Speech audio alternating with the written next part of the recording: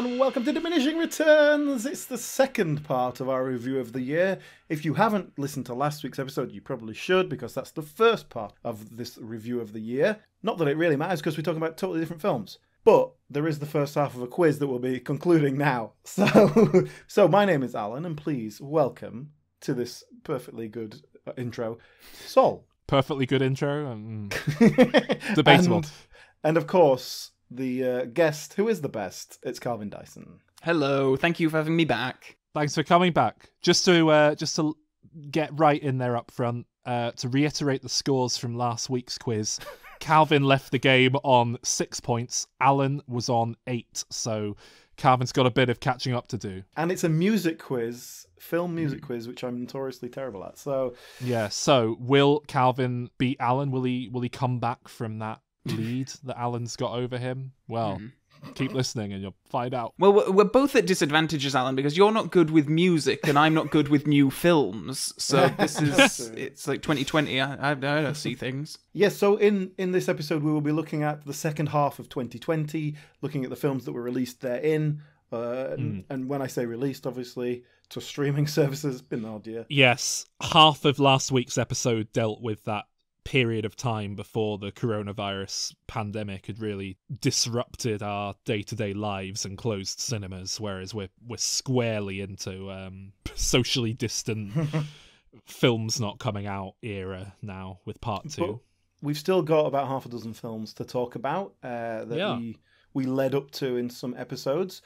Now, the way this is structured, we will be using some previously recorded material, because on our Patreon service, which is only $1 a month at patreon.com/dimreturns, one of the bonus content things you get there are reviews of new releases, where Sol and I usually, sometimes with a guest, will sit down and do a slightly quicker capsule review of a film. Sometimes it goes long and we do a full-blown episode like we did with Tenet, and it just goes out on the Patreon.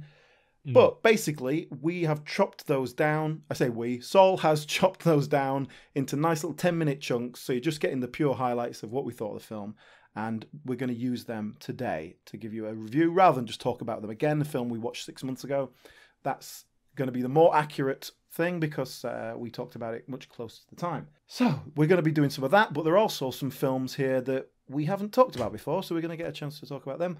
I don't suppose either of you saw the sequel to Train to Busan, Peninsula? No. Well, Sol, we did a mini-sode about this after you'd seen it. I hadn't seen it at that point, but I've seen it now. I just watched it the other day. Oh, have you? Yes. Oh, cool. Well, at the time, I saw the film via an advanced screener that I was privy to, for legitimate professional reasons. Insider. I did a little advanced review on our Patreon, and you hadn't seen it, so I suppose we'll hear a little edit of that now. Ooh. If we must. So you've seen it. I have not seen it. You've seen it because you're special. So yeah, it's not out in the UK for another month and a week. Is it a direct sequel? No. I mean, it depends what you mean by direct. It's a same characters, same kind of situation. No, they basically all die, don't they? I think there's 2 left alive at the end of the last film. No, they're all it's all new characters and stuff. And it's set 4 years, I think, after the events of Train to Busan. So it's moved in real time since 2016. And I don't know if you've watched Land of the Dead yet in preparation for our Day of the Dead episode, Alan, but No, not yet. It's kind of like a Train to Busan, Land of the Dead mashup. It's that kind of post-apocalyptic, bordering on Mad Max, dystopia. What really struck me with the film is it was not what I expected. It felt smaller than Train to Busan. It felt like a more intimate, almost lower budget film. And that's insane because it's obviously a much bigger budget. The trailer made it look like this huge extravaganza, like action fest. But in reality, it's kind of just... You've got little flashes of fun action, but it's mostly just people in dark corridors and warehouses in post-apocalyptic wasteland, There's a lot more just people walking around talking than I expected, and not in a good way, because they're not doing good character development and stuff like that. It's just boring. We're getting ready for the zombie games. We're going to paint a number on this guy's chest and make him run through this thing with other people while zombies chase him for our own entertainment. We're going to bet on him, but we're just going to talk for 15 minutes before it starts to kill time. Right. Most of the action seemed to be about like cars driving Fast and the Furious style, rather than, shitloads of zombies pouring out of doors and into things. It just felt kind of like, why have you made this a sequel to Train to Busan? It's not what people were getting out of that first film, even if they were only getting a very superficial base level of, dumb action movie enjoyment out of that first film. You're not really delivering in the same way, and I found that very odd because it's the same director. But yeah, it weirdly felt like a more intimate, smaller film, and I think maybe that's because it's so much bigger in scope that they decided to focus in on something smaller for budgetary reasons, or to try and counter how much bigger they were going in terms of making it work. But it doesn't work. The whole film feels very small and nothingy and boring as a result, and it'd be much more interesting to kind of watch one person, during the outbreak, is kind of what I learned. And it's a shame because, conceptually, the entirety of Korea is overrun and quarantined, and these people go on a mission to go back into this place. That's great, simple premise, but that could be brilliant. It also had an issue which comes up in Land of the Dead, which kind of annoyed me, in the we'll be talking about this, I'm sure, when we do Land of the Dead soon, Alan, but the idea that money is still worth something, right? Yeah, very prominent in this film. These people go into South Korea to retrieve millions of whatever the currency is. The subtitles just called it millions of dollars, I think, but I don't think that's accurate. And while the rest of the world is functioning as normal from what we can see, they've just chopped Korea out. I would assume that paper money, Korean currency, after the fall of Korea is worthless.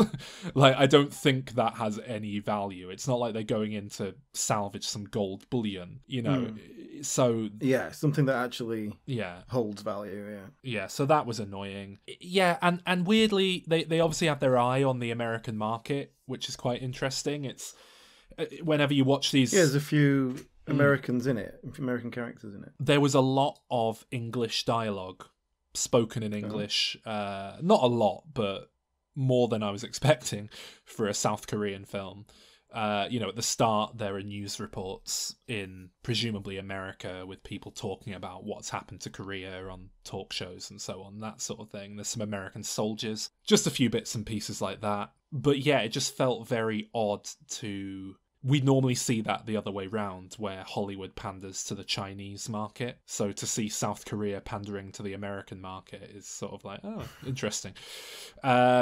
And yeah, I don't really have much else to say. There's a character who's a child who's basically never known anything different but this post-apocalyptic Mad Max style wasteland. Right. But they don't really get anything interesting out of it. All the best, most exciting bits are in the trailer. That rat king of a zombie, like hundreds of zombies all kind of tangled together. That's like pretty much what you get in the trailer and done. The bit where they, shine a light on this big glass building and it's just packed full of zombies, like, a jar full of sugar or something, just zombies crammed into every corner. That's pretty much that shot and done. They get a good bit of use out of the idea that the zombies don't see well at night. The idea is that people have survived by exploiting that, running around at night, but makes sense. Yeah, it's just a big letdown. I mean, it's not bad. I was happy to sit through it, but as we've established, my threshold for zombie entertainment is very low. You've oversaturated yourself. Yeah, so I mean, I give it, and this is an incredibly generous score, but I give it a 6 out of 10. It's more like a 5.5. I've rounded up. Okay, a generous 6. Yeah, so if you're not a big zombie person, don't worry about it. To be honest, give it a miss. Sadly. The most exciting parts, the most entertaining parts were at the start, when it kind of shows the outbreak happening before they jump forward 4 years. I'm not convinced that you can't make a really great, exciting film in post-apocalyptic wilderness with zombies, but they just need a different approach. But, you know, I'd be interested to see if this franchise continues pumping out entries. I feel like it probably will, so it'll be interesting to see where they go with it. Probably a film set back during the initial outbreak again, I would imagine. Yeah. Well, that's what I thought of it. Alan. Yeah, well, I just watched this the other day, and it was pretty unremarkable in the sense that it just felt a fairly by-the-numbers action sort of thing. As in, you know, it didn't do anything particularly interesting. All the emotional beats were very basic. And the characters were just sort of... Perhaps it's a bit harsh to say they're stock characters. There's some interesting characters, but it didn't win me over. And the kind of a reliance on CGI that perhaps just wasn't quite good enough for some of the action scenes. And there's a lot of car chasey action scenes, which I don't know particularly does anything for me. Yeah. I will pick you up on something you said, though. You moaned in our Diminishing about Peninsula that, you know, there's the whole thing about the money factor, that they're after some money. It's very possible I stopped paying attention and missed some well, plot beat. your misapprehension was that they were there was some sort of Korean money and, you know, it wouldn't have any value anymore, so what's the point? But actually they do specifically show and say that it's US dollars. And so it is their ticket out of there. You know, they're going to use it to get to... They're going to get to Hong Kong with it. Right. Well, they did keep saying dollars in the subtitles, but I assumed it was like bad translation and they just called the Korean currency dollars. So that's me being an idiot. It was dollars, so that's how it makes sense. But yeah, it could have just as easily have been like, some gold bars or something, didn't it? Yeah, but it's much harder to transport significant amounts of gold. It's very heavy. Heavy enough to flatten a golf course, I'm led to believe. What? Is that a reference to something? I don't know. Well, I'm glad Calvin appreciates it. Okay. But yeah, I mean, they did. It was okay. You know, it was. There was some weird bits, like with the guy, they capture one of the guys and they throw him into like some sort of death pit thing but it just that never went anywhere. Like, why they don't try and fight back? There's a rat king zombie that doesn't do anything and doesn't... Well, I agree. I think I said there were a lot of really wasted ideas that were quite nice little tangents, but then they just don't develop at all. They're like introduced and gone, from what I remember. It's like some of the characters are okay. They definitely seem to really want to hit some melodramatic points, and you know, there's a sort of self-sacrifice hero thing near the end, which the first film did that too, but it was arguably far more effective there. I mean, I gave the film a 6 out of 10, which I acknowledged was incredibly generous at the time. That is my pro-zombie bias coming out there, I think. I think it's probably more of a 5 out of 10 if I try and be objective about it. Well, how would you rate it? I gave it a 5. Okay. Well, another similar thing happened shortly around this point. I think it was after that episode went out. I also got a copy of Tremors 6, which is called Shrieker Island. Tremors 7, pardon me. Is it 7? I don't know. Tremors 7. No, I think you're right, yeah. Tremors 7, Shrieker Island, which I got to review ahead of time and did another little Diminisode for us before it came out. So much the same thing. I told Alan all about it. Alan, I believe you have gone away and watched Tremors 7 now. Shrieker Island. This is more of a throwback to way back when we covered the entire Tremors franchise. This is the second film they've released since then. But we like to keep up with it because I think Tremors is a friend of the show now. The Graboids. Michael Gross. Well, Michael Gross certainly is. But I was interested in watching this anyway, so I thought, I'll watch it in time for this review so we can have a little chat. But yeah, have you got a clip of you talking about it before we start? Possibly. I haven't prepared one, but I guess I will go and edit something in here, hopefully. Okay. And if nothing plays now, it's because I couldn't be bothered. Okay. Shrieker Island is basically Tremors riffing on the most dangerous game, and I think it's really sad that they didn't just call it Tremors the most dangerous game, with most in italics. That's what I would have called it. Okay. As if to say, what, you thought the most dangerous animal was man? It's graboids. that should have been the tagline. So yeah, it's your standard rich hunter with a private island shipping graboids off to his island to hunt. Sense. And obviously things go awry and they have to draft Burt Gummer in to save the day. It's all pretty standard stuff, but it's a nice premise. I think it's more of a solid core concept than the previous two have had. It's the same creative team again. This Don Michael Paul guy who's directed Tremors 5, 6, and 7. Okay. I think it's largely the same people behind the camera, but noticeably Travis is absent in this one. Jamie Kennedy does not come back for this film. He's too busy, and it's blatantly not for lack of desire to bring him back on the part of the filmmakers, because his character is essentially still in the film, but they've just changed the name to Jimmy and added 2 lines of dialogue. I think 1 line of dialogue says Travis is in a Mexican jail, and then the character goes, "Don't ask about it." Because we haven't written anything. And then a bit later, someone said, Gummer's like, "How did you find me?" And he's like, "Oh, Travis gave my boss your details." And he says something like, "Oh, that turncoat," or whatever. So that's pretty much all they did. But other than that, it is the exact same character. So, Alan, you are a producer of Tremors 7. Right. You failed to secure Jamie Kennedy for your film. Okay. But you've got all this Jamie Kennedy money just lying around to find a new actor. Who do you hire to fill this new role? Who do I hire? I'll tell you exactly who I'd hire. Go on. Jason Mewes. Yeah, perfect. That would be fantastic. And if he's not available, then Seth Green. The problem, well, I think Seth Green's probably a bit too expensive, to be honest. He hasn't got my Jason Mewes money. The problem you've got there is that Jason Mewes would be really fresh and something new that the franchise hasn't really had before. Oh, you're saying you want something stale and boring? You want something that's exactly the same as Jamie Kennedy, really. God, I don't know. I mean, look, I don't want to be too disparaging because I feel that this guy is actually an upgrade. He also is less of an improv guy, would be my read.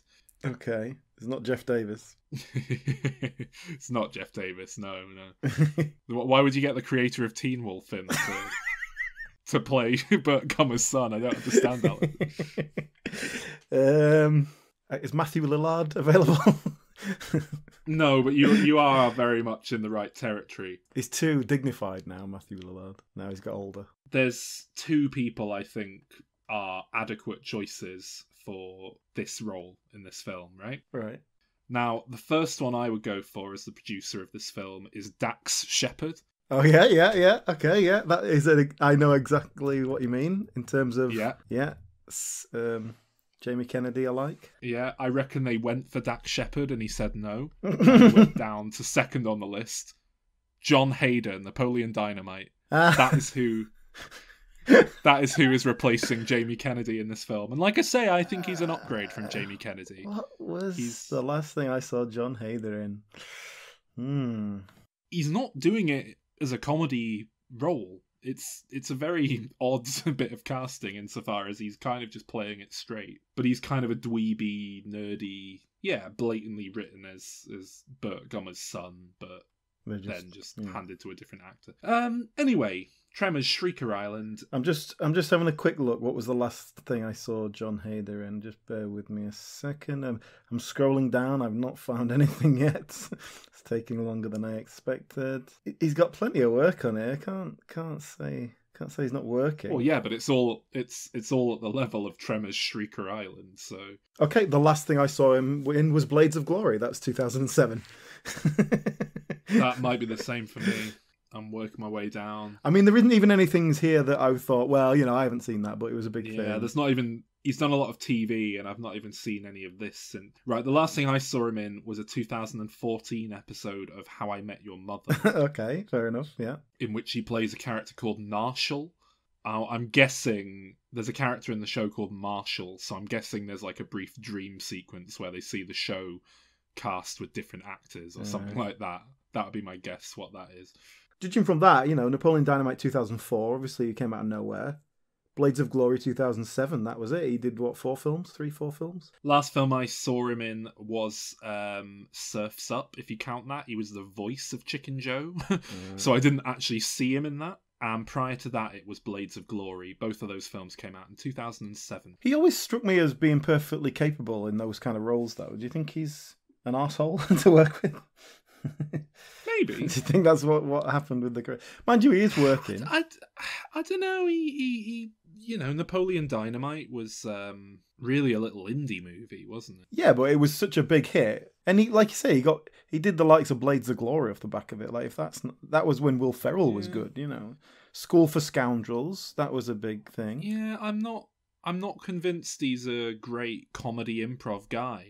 Maybe Will Ferrell hired him off the back of Napoleon Dynamite, thinking, oh, he's going to be great in our little frat pack. And then they got to set, and he was like, what's my line? What's my motivation? And Will Ferrell was like, well, this guy's not. Maybe, I feel like he should have slipped into that poor man's Owen Wilson bracket. Yeah, but that's never going to happen. You've got Luke Wilson, you've got that other Wilson. When did Luke Wilson overtake Owen Wilson? When did that happen? Can we pinpoint the exact moment? Well, I mean, I don't wish to be glib, but I think it's when he attempted suicide, wasn't it? I think he stepped back from being Owen Wilson fully for a little while. Does he still work? What's he doing? He does. He did some adverts recently, and he's aged pretty badly as well. I don't know if that hasn't helped. He's not looking great. I don't know. I think he's doing all right, isn't he, Owen Wilson? He's voicing those Cars movies and stuff. So, Tremors Shrieker Island, is there anything more to report? Or is it just John Hader and you didn't get past that? Well, so nice premise. There's some legitimately... Basically, it's the same creative team, largely, who've done the previous 2 films, and it feels like they're really settling into a comfortable groove with this one. It felt a lot more assured and just well done than the previous 2, I thought. Not a lot more, but there were some legitimately funny jokes in there, I thought, which I don't think I got out of the previous 2. There's a nice moment, for example, and this isn't like an incredible gag or anything, but it's all in the performance, and a credit to John Hader. They're being hunted by a graboid, and it takes this guy out, and someone says it's picking off the weakest of the pack one by one, like as a tactic, something like the runt of the litter one by one. It's classic predatory behavior, and John Hader sort of says, "Oh God, I'm next," and like that's a really nice little moment that made me laugh. There's a bit where the characters watch Burt Gummer's reality TV show that we saw him filming in Tremors 5. One of them just said, like, do you remember, Alan? There's a bit where there's a rattlesnake, and I think he goes to stomp on it. Right. In the opening sequence of that film. Well, they're watching that, and someone just says, "Is that a rubber snake?" Which I thought was a nice little dig at their own special effects from 2 films ago. So there's some nice, weird little gags in there. There's some solid Tremors, graboid action. But it is largely more of the same. There's not a huge amount to differentiate it. The tropical island setting was quite a pleasant Right. What country gave them the tax breaks to film it in then? What was the... Well, it looked very tropical, and there was some nice shots of the sea and everything. But based on this franchise to date, I'm going to guess it was shot in Canada or something, and they just colour graded Slovenia. To be honest, it reeked of Michael Gross only agreed to come back if they were going to film it on a tropical island and he could get a holiday out of it. Shot in Thailand. I've just looked it up. There you go, tropical. I give it a 6 out of 10. That's very solid for the 7th film in a low budget franchise. Well, that was an interesting opinion there, Stroll. Well, I can't really remember what your opinion was, so I'll just go with it. I mean, I just thought this was... I mean, it's so much better than it has any right to be, given the circumstances. Given it's the 7th film in a B-movie franchise. Can't be big budget, I think... But they do a wonderful job with that money, don't they? They Yeah. went and shot in Thailand, so you've just automatically got this great, luscious scenery to, as a backdrop, and yeah. Yeah, and not just that, though, but the actual content, I think, is very, very solid. I think it's great B-movie stuff. I think you get everything you want from just a silly B-movie thing. The characters are much more well-developed than you would see in, say, Transformers, for example. The Michael Gross... the Michael Gross character has been through the whole franchise. He's like the glue that holds it all together. I think they really nailed the landing with that in terms of an emotional payoff. I think they handled it really well. I think, this guy's 72 years old or whatever. He's still getting the job done. He looks great. And he still brings a charm to this character that is not inherently likable. I think it is a really nice balance. John Hader, I thought, was struggling. I don't think it's particularly great, but... when you're comparing them to Jamie Kennedy, obviously he's a lot nicer than that. But I'll tell you what I really, really like about Tremors Shrieker Island is they absolutely nail in terms of what the industry is trying to do in terms of ethnic diversity, strong female characters. There are at least 3 different strong female characters, and by that I mean they're different types of strong female character. They're achieving different things. They're different people. Yeah, one of them's more like, I can be down with the boys and fight. One of them's, the brainy one. Yeah, all that sort of stuff. One of them's out of Orange is the New Black. That's the one I remember. Oh, is that right? But yeah, all good actors as well. Like, for a B movie, there's some very solid acting here. There's a range of, like I say, ethnic diversity here, which doesn't inform anything. It's just because, some actors are not white, and that's fine.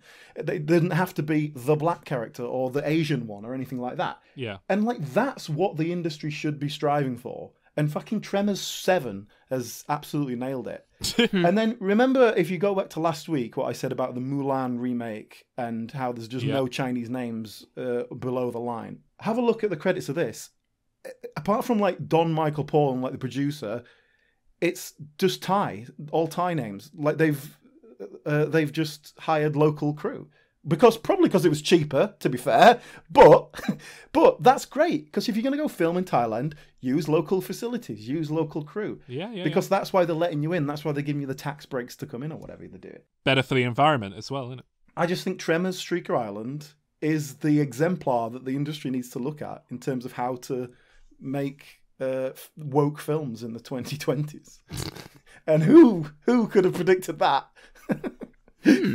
I need to see this. And it was entertaining. What did you give it, Alan? I gave it a 7. Wow. Which I think basically makes my second favourite one. Maybe the prequel one would get ahead of it. I don't know. Wow. There you go. Tremors 7.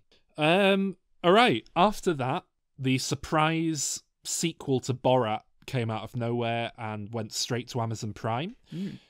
We did a full-length bonus episode on the sequel, Borat Subsequent Moviefilm, etc., which, we're calling a tie-in here because we covered the first Borat earlier this year. But that was an accident. Yeah, we had no idea they were making a Borat sequel. That's so funny. They must have been filming it. They were, because in the outro for that episode, after as Alan was editing it, Sacha Baron Cohen was spotted filming something on Twitter. So Alan put in the outro oh, by the way, Sacha Baron Cohen's seen filming something. Oh, don't know what it is. Maybe a new season of Who is America? Who knows? We'll see. Turns out it was Borat 2. So anyway, Calvin, Alan, and myself sat down, had a chat, and here is a truncated 20-minute portion of that bonus episode, because it's a full-length episode. I couldn't get it down to 10 minutes, so you're being treated to 20. We found out Borat had a sequel on the way that had been shot in secret. Here we are. It's come out. Yes. How do you shoot that in secret, though? Because he's in character as Borat. Fair enough if he's in disguise or something else. He's in character as Borat a lot of the time, meeting people. So it's probably fair to say that they come to people and they've gone, oh, you're Borat. What are you doing here? That must have happened. Well, they even do that in the film. They show a bit of that, and I like that they do that. They play into the character's fame in America. So they have him sort of disguised Borat as Borat in a disguise, basically, for a good chunk of it. I love the approach they take of, let's go meta, let's have Borat have to kind of go undercover with a load of prosthetic makeup and wigs and things on. I think that's great. I like the idea of let's give him a sidekick who can pick up some of the slack. And I think for the rest of it, they just made up the rest of the film with people who were presumably living under rocks in 2006. Mm-hmm. But the problem I had with it as a film, I suppose, is that whereas I could watch Borat, the original film, and just kind of take it at face value, when I was watching this, throughout I was just like, right, I need to know the production story behind how they did this, because obviously he didn't just meet this guy in this car park. This has obviously been set up, but then I need to know how they've found all these people who don't know who he is. And to be fair, there are still plenty of people out there who don't know who Borat is. My girlfriend who I watched this with didn't know who Borat is beyond the kind of vague understanding that there's this character out there. She said she wouldn't recognise him. She is only 14 years old though, so it's a bit before her time. What do you think I am, Michael Pence? No, Rudy Giuliani. That's some Sacha Baron Cohen level satire, please. But yes, I agree, Sol. I had the same thing all the way through. I could not disengage, and I was just like, "What's going on here? That doesn't feel real enough. That doesn't play at all." I must say though, I believe it's real. I believe that Sacha Baron Cohen has built a career and has enough respect for his craft, his art form, his cinematic concealism, cinema unawarete. That's the one I'm going with, guys. No, don't. I don't. No. Cinema unawarete. That's yes. Okay. Put a pin in that. We'll come back to that. Okay. I believe he has enough respect for what he's doing and what have you that he wouldn't just out and out stage stuff. Yeah. Well, I mean, apart from anything else, I believe that these people aren't acting. I can tell a good actor from just an incredulous person. So and people complained, I think, back in 2006 and 2009, I think it was when Bruno came out, that they were too staged, some people. But I don't think anything in those films is ever, other than the blatantly scripted scenes between actors, I don't think anything in those films is out and out staged. The fact that Pamela Anderson is in on the joke at the end of Borat doesn't mean it's staged, because no one else is aware that he's about to, throw a sack over her head and try and run off with her. But that's what I mean. You kind of, without knowing what's going on with that film, you can kind of piece together, right, well, they must have had a chat. Like, these guys must have been set up just to come in at this time and blah, blah, blah, blah, blah. Whereas with this film, I couldn't disengage, and it really made it hard for me to enjoy it on a straightforward viewing.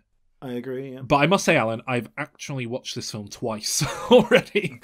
And the reason for that is I watched it with my girlfriend. She ruined it. Actually, surprisingly, she talked all the way through she seemed to get enough out of it to want to see the first one, which really surprised me. So then I thought, fuck it, let's watch Borat again. I know I just watched it earlier this year for the podcast, but I like Borat. It's a fantastic film. So I watched it again, and then having watched that again, I was like, you know what, I want to revisit Borat 2 several days after I've watched it, just to really take it in and process it. And I enjoyed it a hell of a lot more on the second viewing, kind of knowing what to expect, having read a bit about how they procured certain bits and pulled it off. I suppose getting my own baggage out of the way really helped for me. But I imagine everyone's going to go into this film with a similar amount of not being able to disengage, surely. I don't know. Well, Calvin, when was the last time you saw Borat? 10 years, maybe even more than that. I think I must have seen it probably once, and I think it was on DVD. So you're coming into this a bit cleaner. How did you take it? Really well, actually. I didn't have a problem. I mean, I did when I was watching it through. I was watching it with my partner as well, who was kind of like, he didn't really want to watch it, but it was like, it's Sunday, and what else is there? He talked all the way through it. Well, he didn't actually. He really got into it. Yeah, because he was. It's surprising, isn't it? Yeah. My girlfriend was the same thing. She seemed to really she was laughing out loud at it. Yeah. More than I was, to be honest. No, likewise. We were laughing all the way through it. I certainly don't think you need to see the first one to understand this. I guess a general awareness of Borat as a character would help. Probably the biggest laughs for me in this film were all references to the first film, and I had to keep explaining. Oh. In fact, I think the biggest laugh in the whole film for me was at the end when he asked the babysitter, "Will you be my new black wife?" And she just sort of says, "No, I won't be your new black wife." And I just thought, like, oh, that's a lovely little nod to the, character who's just been basically out and out ignored from the first film, Lunel. But this film was struck with the coronavirus pandemic halfway through production, and I think that, I mean, obviously it shows it massively impacts the plot of the film. Yeah. But, I think it shows in a number of ways, and one of which is that she's ultimately not present, and that's probably part of that. It does feel like a lot has been cut out. And of course, that's the nature of these types of films. But in this, it felt like it was missing things. Well, my takeaway, my kind of nutshell review really is that the first Borat feels like they filmed hundreds of hours of footage. Yeah. And they whittled it down to, 90 of the funniest minutes imaginable. Whereas this, to me, feels like they kind of shot 2 hours of material and had to work with it.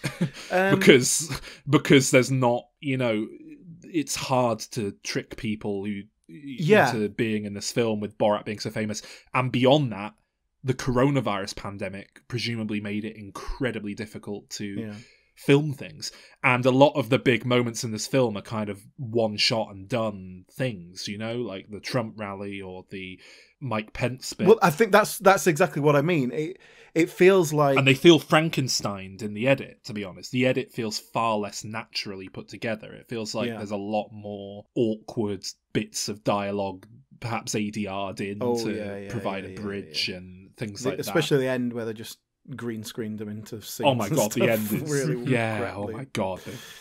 But what I mean is those scenes, those things where they've obviously set up a big thing that they're going to do, and then it kind of fizzles out straight away, or it's cut. It's quite short. It's like, they obviously didn't get much material out of that. Obviously that's exactly it. Yeah, it feels a lot more episodic and meandering than the first film as a result of that, I think, because it is just very stop-start. Here's a bit. And it's never quite as gut-bustingly funny, I guess, because it's kind of what Borat did in an average episode of the TV show. It never quite feels like they're taking it to the bigger cinematic heights, apart from a few choice moments. And I don't know if part of that is just because I've seen him do it all before, like as funny as it is to have him walk up to a woman in a bakery and ask her to write "Jews will not replace us" on the cake and her not bat an eyelid. That's what he's done before with this character, and it's not really adding anything new to the fire.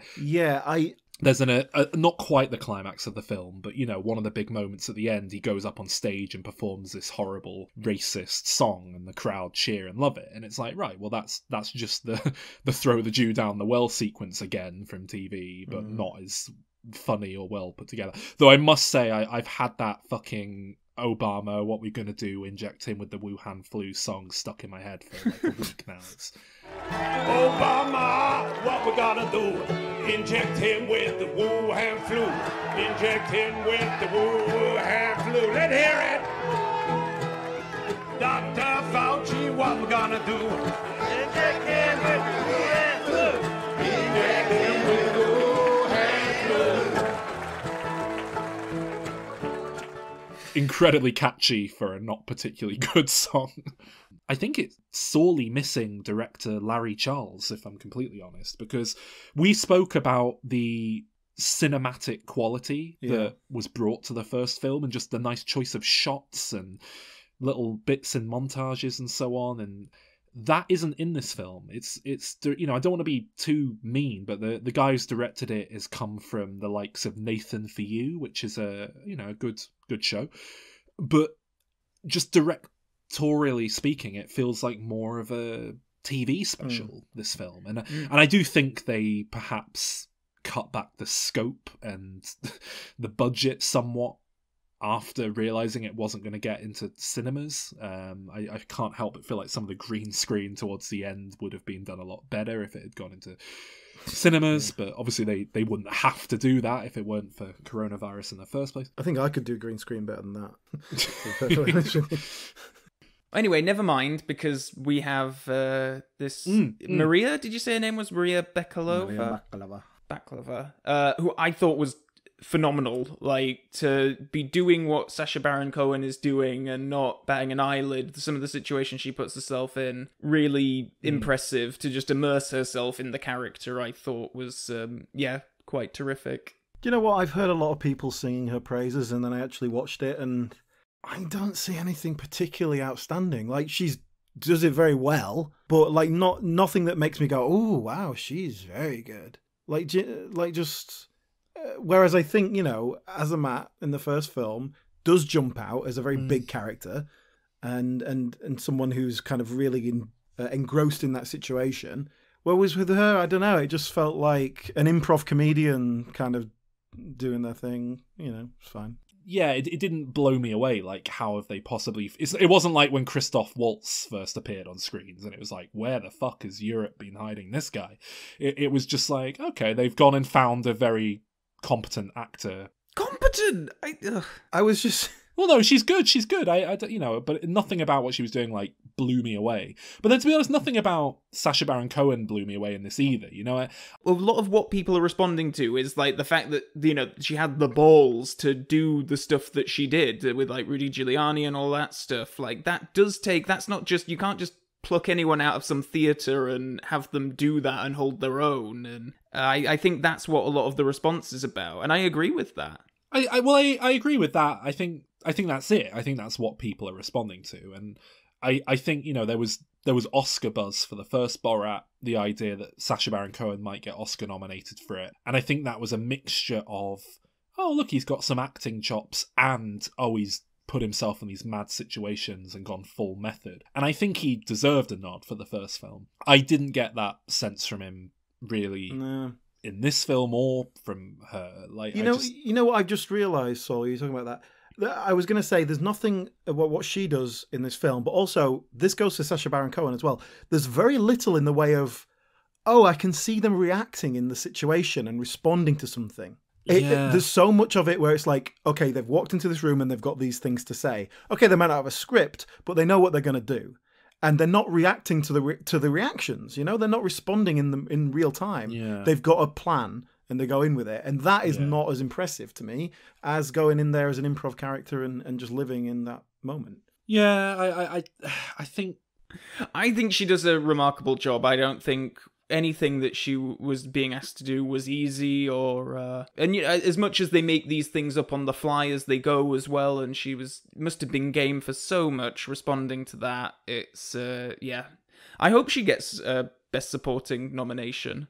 But she's like what you're saying, Calvin, about, you know, having the balls to go up there and do it. I don't know, that's just acting. I don't think that necessarily is particularly special. Yeah. Like, you have to be an actor. Like, she's a solid actor, but if I'd seen more of her in character, like responding to people, doing things in the fly, coming up with notions, then I'd be more impressed of her. But even then, it's still like, well, that's what improv comedians do. It's like, yeah. You know, I feel like I'm being too down on it. Like I say, I think it's remarkable they made it at all, and I think it's pretty much the best Borat film we could possibly have hoped for in 2020. All things considered, I'm really glad that it exists. I like that it's there, and if I ever go back and watch Borat again, I can watch this afterwards, and hopefully it means there's still life in Sacha Baron Cohen making these sorts of films in the future. If he can do it now, then he'll always be able to do it. And that's kind of nice. Nice. I was wondering how long that would take. Go on then, give us a rating. So, I mean, so to recap everyone's memory, I gave Borat, the first one, a 10 out of 10. I gave Bruno a 9 out of 10. When I first watched this film, I gave it a 7 out of 10. But As I say, I have since already gone back to it and reevaluated it without all the kind of baggage and bumped that up to an 8 out of 10. I think it's one of the best films of the year so far, and probably will be by the end of 2020, but that speaks to a lack of content more than an insane amount of quality. But no, 8 out of 10, that's good. That's so unbelievably high for like what I thought I was the most positive one about the film on this discussion, what we've just had. That's Well, look, I'm approaching this as a place. That's what I mean. I'm a Sacha Baron Cohen mega fan, and therefore I'm going to be more critical when evaluating it in relation to the other stuff that I've seen. So that's what I mean. I feel like I've sound very negative, but I liked it a lot. I did. I'm glad it's there. I mean, like, look, I'm completely not completely ambivalent, but I've seen the first Borat, I saw Bruno, I saw The Dictator, and that's kind of where my understanding of... Oh, The Dictator's terrible, yeah. I remember liking it more than Bruno. I remembered really disliking Bruno at the time, but these are not films that I go back to or revisit, or I don't pay much attention to what his career is, and if this hadn't just been bunged on Amazon Prime during pandemic time, I probably wouldn't have seen it for, years to come. All that being said, I really enjoyed it. I had a really great time with it. Maybe my expectations were just set much lower for the experience that I was going to have, but I laughed along with it. I thought it was funny and charming, a nice father-daughter story going through it, poked some fun at some silly politicians. It's an 8 out of 10 from me as well, actually. Oh, we met in the middle. Yeah. Well, I disagree. I didn't think it was very good. Not to say it was totally shit or anything. I just thought it fell flat for most of it. I didn't find it very funny. Even when I could see what they were trying to do, I thought it wasn't as well produced as the first film. Yeah. And all the concepts that they're trying to do are very simplistic and just taking the easy route. And then, fair enough, they've managed to cobble something together, but it's cobbled together. What can you say? Anyway, I gave it 5 out of 10. Obama was a traitor. America, he hated. He belonged inside the jails. I ain't lying, it ain't no jokes. Corona is a liberal hoax. Corona is a liberal hoax. Oh, Borat. Oh. So on the Patreon, that's like a full-length bonus episode. Is that what, about an hour long or something? It's unbelievable. Pretty good, isn't it? $1 a month. I will say, actually, in that bonus episode, I mentioned cinema unawarete, cinematic concealism. Yes. Calvin is confused by it, and I say, just put a pin in that, we'll come back to it. And then we forget to come back to it because I needed a wee, and I had to rush off to urinate. We can come back to it now.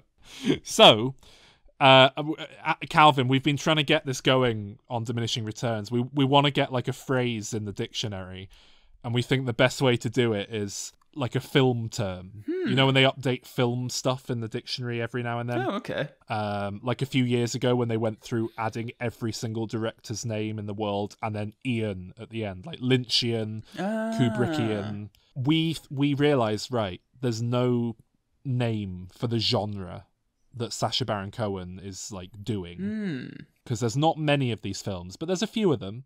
And it's not just Sacha Baron Cohen, there's a few other people doing them. And I proposed in an earlier episode that we go with cinematic concealism. Yes. But I've had second thoughts. Yeah. And what you like more at the time, but we decided against because we thought it would be easier to go with the other one, was cinema unawarete. No, cinema unawarete made me laugh. That doesn't mean I liked it more. I mean, I think they're both good. Calvin, which one do you think we should go with? Which one do you think we should push? Cinema unawarete. I think that's nice. Yeah. But if we're trying to make a legitimate film term, do we want something that sounds silly? I think that's got more chance of catching on, though, if it's like a funny joke. People will go like... It's more obvious what it is, and yeah, also it's quite a silly genre, I suppose. Yeah. Officially, it's cinema unawarete we're going with. That's what we're gonna start the Wikipedia page. We're gonna get it on TV Tropes. Brilliant. How do you spell it? Cinema. Yeah, I've got that bit. Then, all right, let me just write it down. All right, so it's UNA. Yes. Warite, but the E has a little cute accent on it. That's how I would have spelt it if I had to guess, yeah. Oh, there's an article already. Oh, I think it's an article by Sol, actually. Oh, it is, yes. Is it my review of Borat 2? The Starburst magazine. Yeah. Yeah. I love this. That's me trying to seed like it. If you Google it, there is one. I've never Googled something and only had one result of anything, and this is it. Excellent work. Right. Time to start the movement. Well, that's very weird because I've just Googled it and I'm getting a load of results for a porn site called Anxan, Anyxan. Top result, brother and sister sexy movie night in night sleeping porn video, which sounds like a sequel to Borat, actually, that weird broken English. Did you spell it right? Oh, wow, I've got that as well. It's because it's picking up on the word unawasite. Well, I don't know what that word means, but that's what it's finding. Huh. Oh, right, it thinks we've misspelt it. Right, I'm going to put it in quotes so it looks for it properly. Hmm. Well, the review didn't come up. I've just got no results. Oh. So, Well, I did. It works for Mac users anyway. Interesting. We need to work on this. Everyone listening, go and spread the word. But maybe don't do it at work. All right. So, as mentioned before, there was a quiz started last week for the music of the movies of 2020. Alan is winning currently by 2 points, but we are about to delve into round 3. So let's see if Calvin can claw back. Oh, yes. His place. Definitely. So last round in the quiz last week was original songs from movies of 2020. This is the exact same thing. Part 2, 5 more original songs from movies of 2020, and then one bonus song at the end, which is a cover version of a song that existed before, recorded for a film in 2020. Okay. Are you sticking with your buzzers from last week? Yep, I have my maracas. I All right. have my fork and mug. All right. Okay, ready? Let's do it. America, you a lie, but the whole world about to testify. I said the whole world about to testify, and the table's about to turn.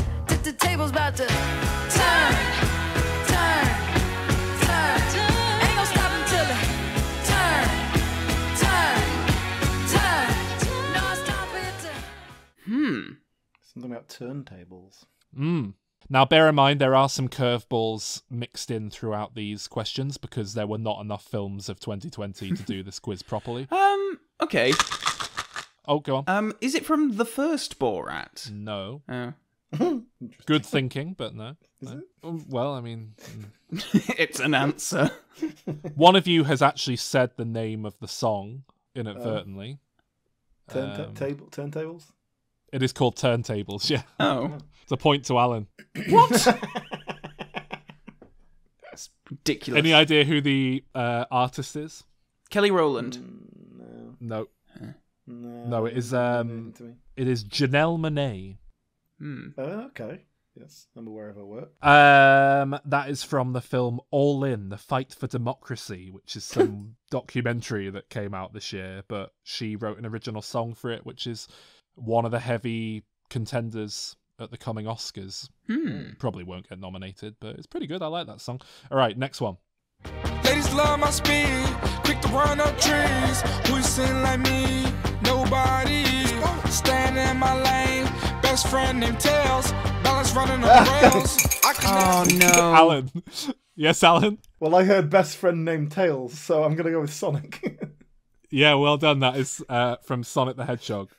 Any idea what it's called? Or who it's by? I actually think I know who it's by. Go on. Is it Lil Nas X? It isn't, but the names of the people involved in this song are so incomprehensible. I'm just going to give you a point because one of them is called Lil Yachty. Oh, so you got the Lil bit, and the other ones are Wiz Khalifa, Ty Dolla $, but he spells the sign bit with a $sign as the S, and someone called Swaco the Child. I hate this kind of rap, this bloody mumble nonsense. can I have a guess at the title? Yeah, go on. Is it? It's not going to be Green Hill Zones, is it? Or No, Okay. no, it's not. Hear maybe listen to the rest of the clip and have another stab at the name. There might be a clue. I can't remember.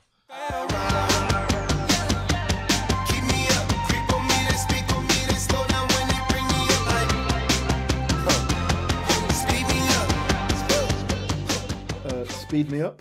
Yeah, Alan's got it. It's Speed Me Up. Excellent. Okay. Next clip, I guess. I wanted to fix that ugly mirth thing so we could win the prize. I wasn't expecting the mermaid's crimped hair and sparkler stuck all over everywhere. I thought you'd look better in a blue bikini instead of just being all throw up greeny. The paint was pretty wet, so I plugged in a fan, which in hindsight might not have been a great plan. Because, oxygen and fire, you do the math. It's all our fault. We set the restaurant on fire. It's all our fault. Everything went haywire. Calvin? Is it Bill and Ted's excellent... is it Bill and Ted, the third one? No. Oh, never mind. All Can right, I have a guess? Alan, go on. Okay, this guess is based on sort of crap voices, and they mentioned a restaurant. Is it Bob's Burgers? It is Bob's Burgers. This is Oh, well this is done, the Alan. curveball TV entry because Bob's Burgers the movie was supposed to come out this year, and I was really excited for it, and it got postponed, and I had to make do with the songs they do on the TV show. So that is a song from an episode of the TV show. I don't know if the song even has a name, so don't try and guess it.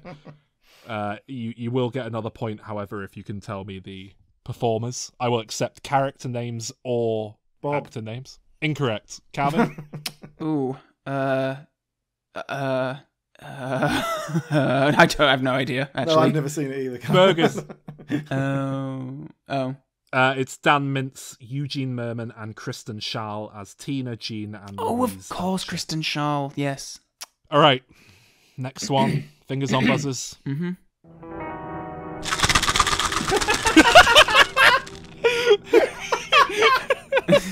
Calvin. That is, well, is that part of the Hans Zimmer gun barrel opening theme? It's an original song, remember? Well, Hans Zimmer did release the.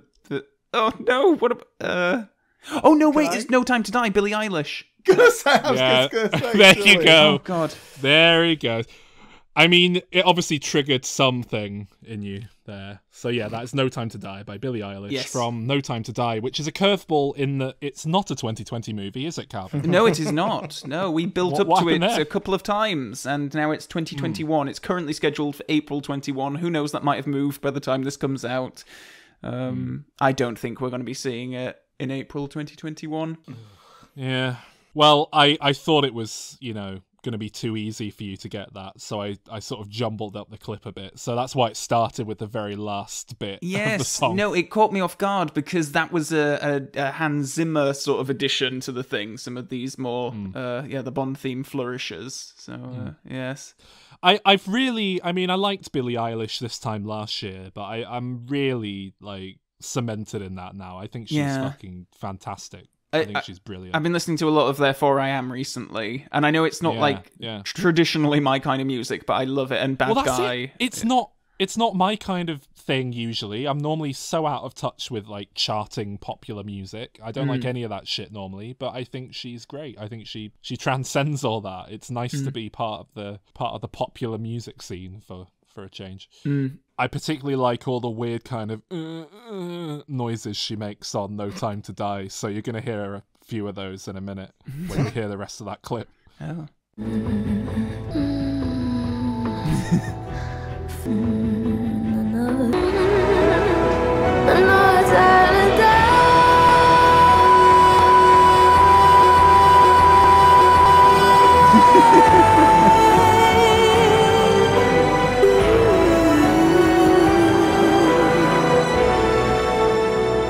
I do love that song. Did you mess with that? Didn't sound normal. It's good. It's too good for James Bond, really, if you ask me. Moving on.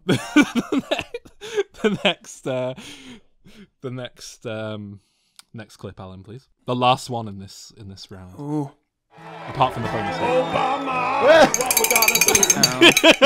Alan? That is from Borat Subsequent Movie-Film. Yes. What were the other questions that I have to get? Well, name of the song, but I don't think it really has one. So it's called let's just Wuhan call Flu, it. Yeah, just call it Wuhan Flu. I don't think it's got a real name. But yeah, tell me who it's by. Ethan Baron Cohen. Who's performing it? Probably. He's not going to get a point for that, is he? No, but who sang it? Sacha Baron Cohen. Yes, correct. Let's hear the rest of that, and then you've got one more bonus question, which is the cover song. Okay. Inject him with the Wuhan flu. Inject him with the Wuhan flu. Let's hear it. Dr. Fauci, what we gonna do? Inject him with the Wuhan flu. Inject him with the Wuhan flu. Over there. She's over there. She's over there to the right. Yes. Okay, you ready? The next one? All right. Going outside, get myself a bride, get me a woman to call my Oh.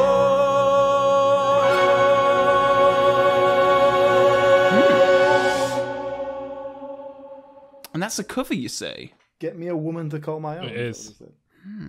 Yeah, it is, yeah. Is it Seven Brides for Seven Brothers? They remade it. I didn't recognise the voice, you know. Well, you do know him. Well, that was the song Lonely Room, which was written by Rodgers and Hammerstein for Oklahoma, as performed by Jesse Plemons in I'm Thinking of Ending Things, the weird Charlie Kaufman film that came out straight to Netflix this year. Huh. Is it a comedy? Because I thought that was from like some kind of spoof thing when it played. It sounds really silly. No, it's quite a dark drama, but just very offbeat and weird. Oh, okay. And it inexplicably ends with him singing a song from Oklahoma for no real reason. It's Charlie Kaufman. It's fucking mental. Okay, so Alan has pulled away from you there, Calvin. He's got 4 points more than you. Calvin, you've got 10. Alan has 14. There's one more round coming up, which is perhaps the most interesting, exciting round of all. Oh, dear. So look forward to that. But before that, Tenet came out this year. Yes. Oh, yeah. Christopher Nolan was insistent, and therefore it did come out. And we did another full-length episode about it, Alan and I, much like Borat 2. So here's what we thought of it. But yes, we went to see Tenet. I think I saw the word palindrome used somewhere. I realised, oh yeah, of course, Tenet itself is a palindrome, and Christopher Nolan is a man known for story structure being played with, so of course the whole film's going to be a palindrome, was what I kind of thought going in. Yes. And I have to say, that is a beautiful concept. Oh, yeah. Beautiful idea. And I also have to say, it's... So, for anyone who hasn't seen it, obviously we're going to be getting into this, so there will be some spoilers here. But to be honest, I don't think we can spoil this film, because... I don't know what happened. Yeah, you won't know what's happened, even if we tell you right now.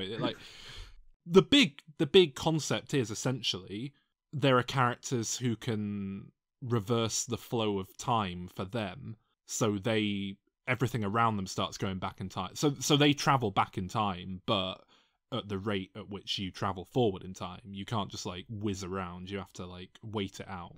That is a concept I've kind of been wanting to see done ever since. It must have been probably about 5 years ago. I remember listening to an interview or an audio commentary or something with David X. Cohen, the showrunner of Futurama, and he was talking about some episode ideas for Futurama that they'd never been able to quite figure out and make work. And the one that sounded really interesting is apparently they had this big idea for, what would have been their, Emmy submission that year from the sounds of it. Their big, look at this amazing episode. They wanted to do an episode about a character who travelled back in time, and that way they were living, but with their chronology reversed. So they spoke backwards, they walked backwards, but, were just existing concurrently. And then the big twist was going to be that it was Fry and Leela's kid from the future, and they'd somehow been like reversing back through time. And it was this great idea, but they said basically, we spent far too long trying to figure this thing out, and we just realized it's impenetrable. It's just too complicated, and we just couldn't figure it out or make sense of it. So they gave up on it. Yeah. And I think Christopher Nolan proved that they were right. Yeah, I mean, I don't want to sound too negative because I didn't hate the film, but I think this concept could have been done a lot better. And I think what I kind of had in my head that it was going to be, I kind of imagined as the film was going on, right, we're seeing these weird little things being set up. Most obviously the bit where he has a fight with someone who's going back in time at the same time. Obviously himself. I thought, right, so we're going to get to the midway point of the film, and Christopher Nolan being this genius of structure that he is, we're going to start reversing, and it's going to be the whole film that we've seen. And he even has that moment where where the woman gets shot, and he follows, like, he goes into the machine and it turns back in time, and it's like, right, now here's where we start. Now it's all gonna pay off. That is very roughly at the halfway point. Yeah, that palindrome thing, I thought we were perhaps not quite straight down the line, but we were just going to see the same scenes, but from the other point of view, going back, but not like necessarily the same scenes, but like the same events, but you know, from a different perspective, but like they're going backwards. And we kind of do have some of those ideas, but it needs to be straightforward, like this half. That fight scene, the most obvious example of, you know, this, where he's fighting with himself from the future, going in reverse. I wanted to see that scene exactly as it was cut, but in reverse. Yes. And I was very disappointed when we saw it back, and it was all shot from different angles and edited differently. Like, great idea, but you've sold yourself short there. You constructed this really cool action scene that I might be wrong, but I'm 99% sure would play just as well in reverse, because suddenly one character isn't in reverse. Yeah.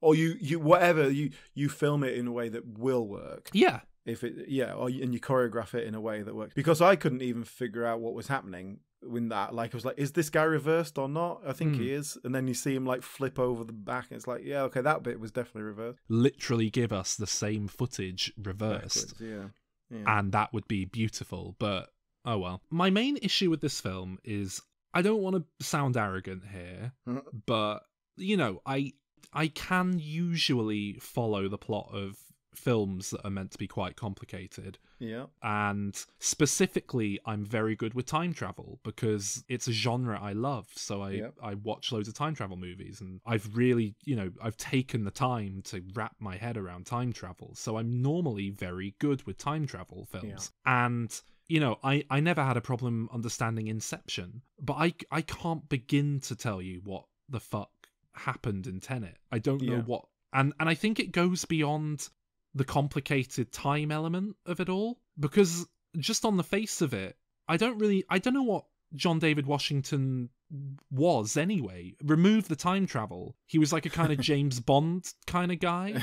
Something like that, yeah. CIA kind of figure. What was the opera at the start?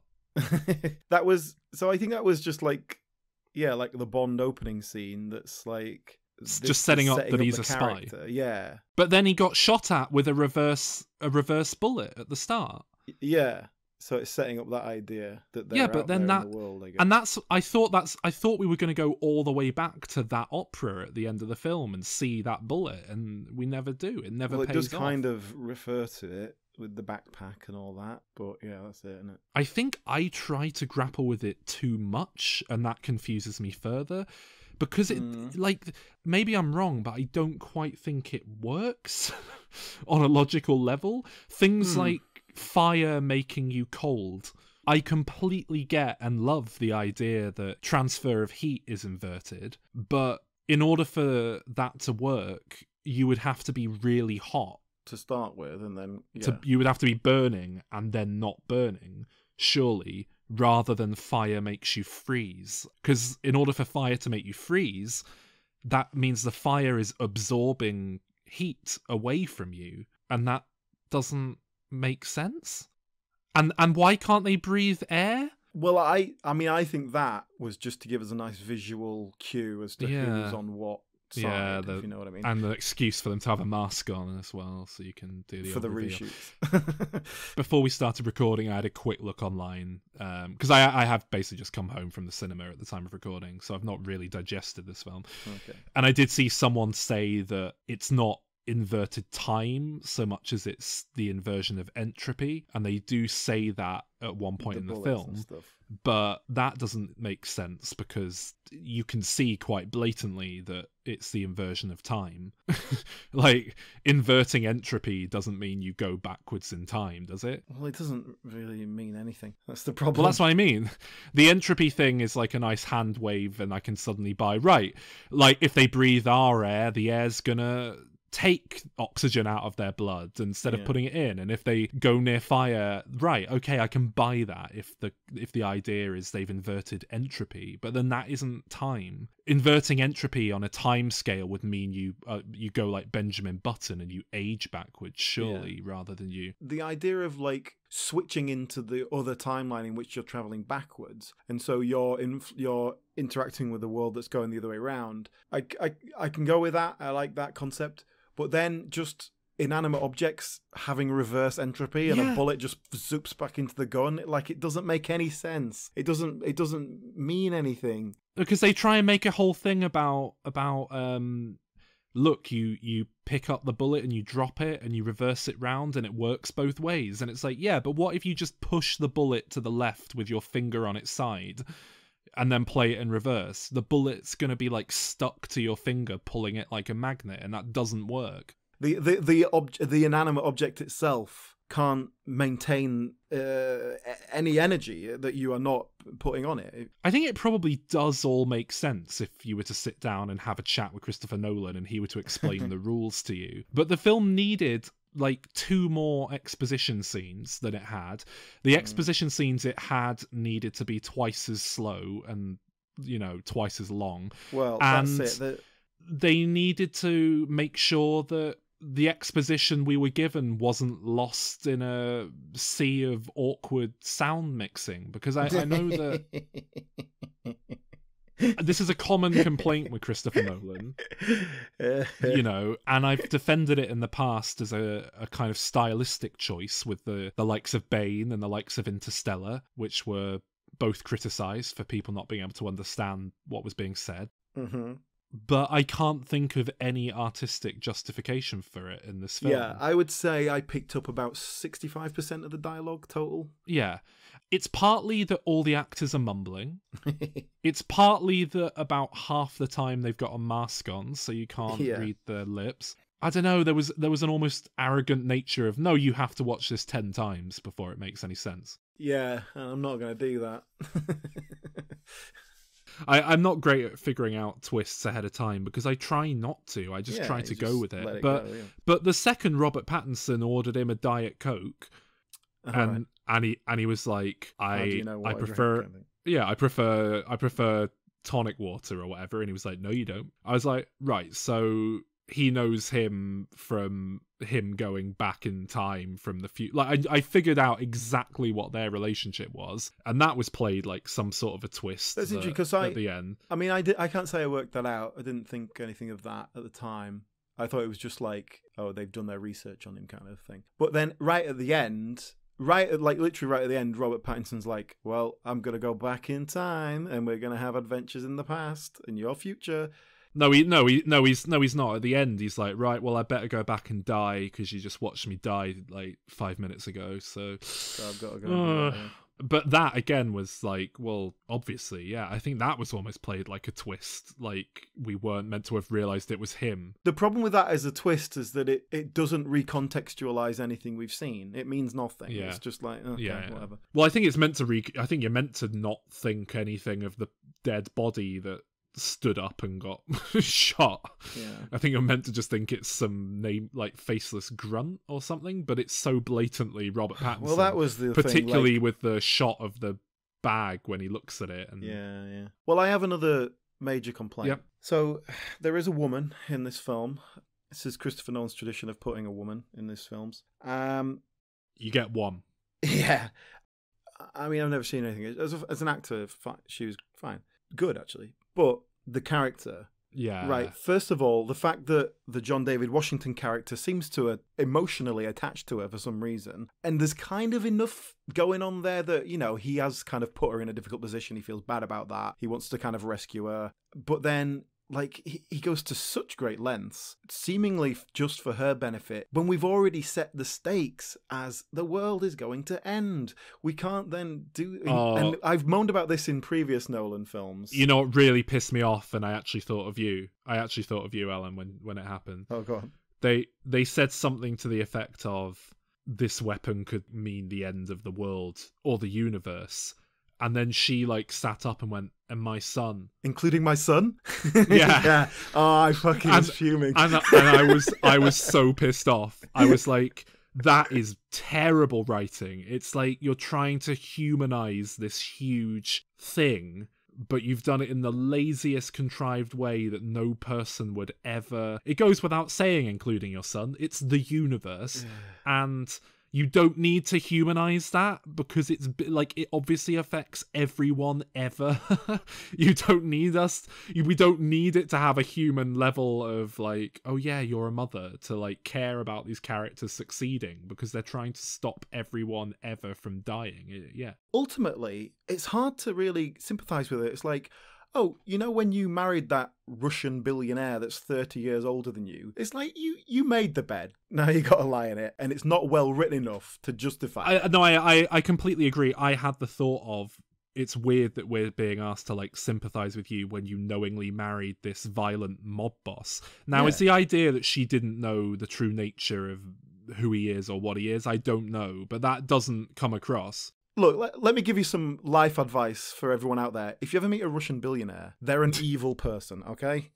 They have done terrible, terrible things to achieve that. I'm saying Russian here for context. If you're a billionaire, you've done terrible things. Because, to be honest with you, if you're a billionaire and you go, that's good, I'll keep that money, rather than I'll use that money for things because I don't need it. You know, that alone is a thing. It does, right. The time travel thing, it doesn't work because it only works if everything has always been that will ever be. And that's not how we... Because at the end, there's this weird action scene where it's like this two teams of inverted soldiers going in, one going forwards through time, one going back through time. Never quite got my head around any of that. And there's a sequence where there's like a destroyed building. Yeah. And as it begins to reverse through time, because we see it from, or rather as it begins to be destroyed, we're seeing it from the perspective of people going backwards through time, so it seems like everything else is going in reverse. Yeah.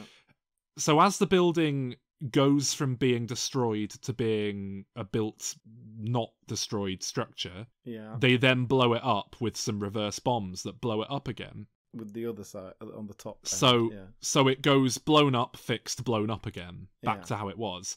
But that means that going back through time, there will now be rubble of this building there in that spot.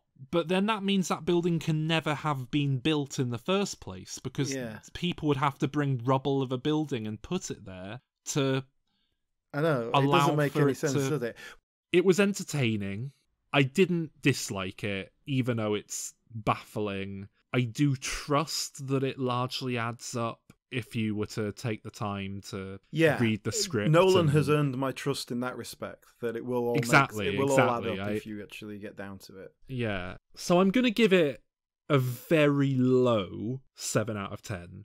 It's basically a 6.5, but I'm rounding up to a 7. Generous? Yeah. Yeah, I mean, for me, there's definitely the engaging sequences that work, but, you know, ultimately the whole thing doesn't hang together as a piece. I'm sure it all works on a sort of time scale, but that doesn't mean it works structurally or as a narrative or as interesting or entertaining piece. I think it does contain a lot of Nolan's sort of bad habits. Yeah. Basically, I gave it a 5 out of 10, and I would say that is somewhat inflated. I'm giving him points for effort because he does try so hard.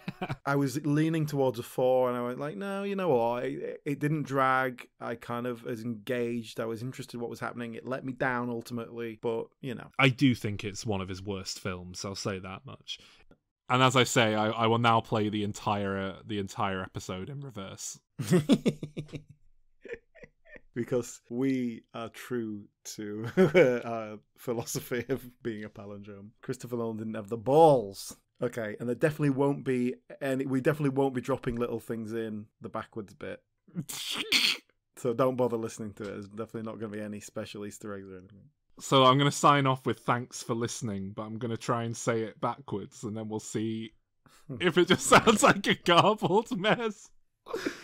I've got to break the syllables down, haven't I?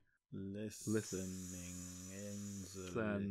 Thanks for listening.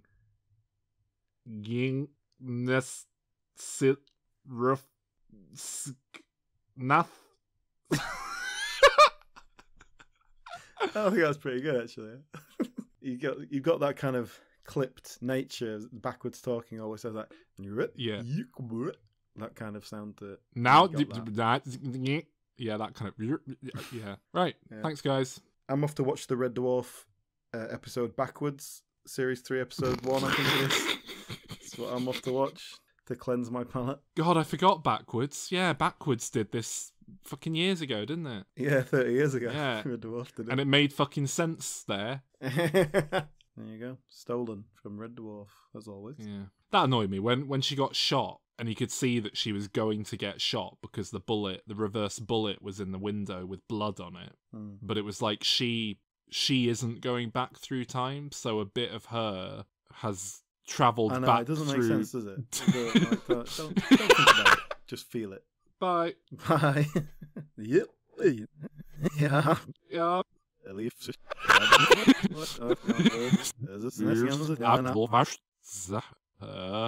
Was mir stürzt ab mir sich ich also wieder and was all the was no one this will server with elo but osh I guess new exhibition this thing osh I guess no we know that still was a forward number little what's again hats nästan coffee a minute I can say it hey and the magazine let's look up och gefällt och comes nelket oh it's from mouse all the space series snook up those forward never show it from my yeah I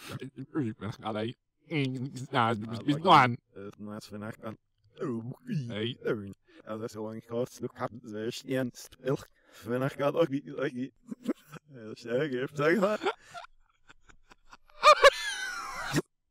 fun for this sending. Oh, Tenet. Is that so? That. Calvin, did you see Tenet? I did indeed. I went to the cinema to see it and everything. Oh, right. Did you guys see it at the cinema? Yeah. Yeah. Okay, yeah. It was our big comeback movie. In the last 10 months? Yes. Well, I enjoyed it. My experience is going to be somewhat heightened by the fact that it was just a novelty to even be going to a cinema at that point. So I said that as well. I didn't get that at all. Oh, no, I totally did. It was just, it was that thing of like, and honestly, like the gap between seeing that and the last movie that I saw at the cinema is probably not that much bigger. I've definitely had gaps in cinema going experiences like that before, but it just meant more because it was like, oh, this is something that I don't have the ability to do now whenever I want. So bearing in mind, I was probably happy to just sit there and let whatever it was just flush over me. And that's probably what it did. I still don't really know if I could tell you any of the finer points of the plot or like what was going on at any point. Even though it's like, I feel like it is explained. Like there are scenes where these people are talking. There's all this dialogue about what people are going to do, and I don't know if it just doesn't go into your brain or what, but I'm like, wait a minute, what are you talking about? There are still things in, like, Interstellar. Like, when I saw Interstellar, I saw it with my flatmate at the time who did physics at Cambridge, so it was very handy for me to come out of that film and have someone there to explain it. But even then, I didn't understand it, even when it's being put in very simple terms to me and we're getting home and he's trying to explain things to me with things we can find around the flat, and I just don't understand. Well, I mean, it's like I said to Alan, I'm generally quite good at understanding complicated films. I couldn't even begin to comprehend Tenet. It was just baffling. That's really reassuring, because I thought you were going to be like, you idiots, how could you not understand what was going on? It's just absolute, like, it's probably the most impenetrable film I've ever seen in my life. And I feel like they were doing it almost on purpose, because Christopher Nolan wants you to go and watch it 10 times, but, I don't think many people are going to do that. Calvin, what would you give it? It's a 7 from me. Let's move on. Next up was Bill and Ted Face the Music, which I also saw in the cinema, actually. It was part of that little sunny patch where there were new films coming out in the cinema. The cinema opened again, and I got to watch, I think, 4 movies before I'd seen everything. Did I see it at the cinema? I think you did, yeah. Oh. Should we hear what we thought about it? Yes. We were very pessimistic, I think, in our Bill and Ted episode that they were going to pull it off. We weren't keen on the trailer for the third film. Mm-hmm. We felt like they'd missed the boat. I think this film is pretty much exactly on par with the other two. I think it's quite remarkable how well it stands up there with the other two films. I sort of agree. I think I got from this film what I expected. Yes, my expectations were quite low, but it did still survive on that same charm and likability that the first films do, because we established they were not perfect films by any means. Exactly. But we like them a lot. I would say this film doesn't quite capture that, and the nostalgia pulled me through. If you put a gun to my head and made me choose, this would quite an easy one to pick out as the worst of the three. But there's not a lot in it. It's a very respectable third film in a franchise, basically. Bill and Ted's Excellent Adventure, fun, crazy time travel shenanigans. Bill and Ted's Bogus Journey, it's a fun adventure in the afterlife after they die. Bill and Ted 3 needed a clear-cut concept for an adventure, and it needed to be something new. And I'd heard they were doing a kind of It's a Wonderful Life kind of thing, seeing alternate realities, alternate versions of their lives. You can see how someone said that based on this plot, but it's also not exactly what this is. I think that would have been a lovely plot, but what this film actually is an awkward mishmash / rehash of the first two films. It is repeating the same ideas. They do Excellent Adventure again with Bill and Ted's daughters assembling a band made up of the greatest historical musicians of all time. And Bill and Ted themselves do a bit of time travel to the future, but just seeing themselves in the future at various points before everyone dies and goes to the afterlife and then comes back with death. Yeah, and that element, the Bill and Ted story, which they're going to the future, it was funny, it had some nice moments, it gave them the chance to play themselves, but in like weird different costumes and stuff, and kind of different characterizations. Again, it doesn't quite play because it's just them like 3 years in the future. I think it worked, it just felt a bit wishy-washy.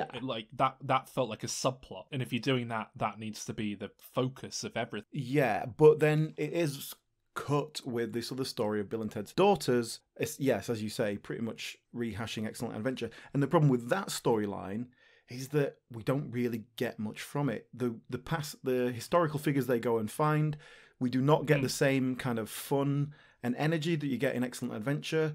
Alan, what would your band be if you had to go back and assemble the best band from history? Oh, hang on. Let me just Google famous female / black musicians in history. Well, I'll tell you which famous. Well, not famous. I'll tell you which black female musician is in my band, assembled from all of history. Oh, yeah. I would have Gail Ann Dorsey, who was probably best known for being one of David Bowie's session musicians that toured with him. She's a fantastic guitarist. I love her. Guitarist / backup singer. I would have gone for David Bowie on vocals, and he would have been like, why would I join your band? And I'd then have to go and get John Coltrane on sax and bring him back to show. Yeah, of course. Come on, Bowie, come be in my band with John Coltrane. When would you get Dick Valentine involved? I'd have him write some songs, and I would have Tate Nucleus of Electric Six on synthesizer. Oh yeah. I figured this all out, Alan. I'm going to tell you, right? Okay, I'd have Brian May on second guitar.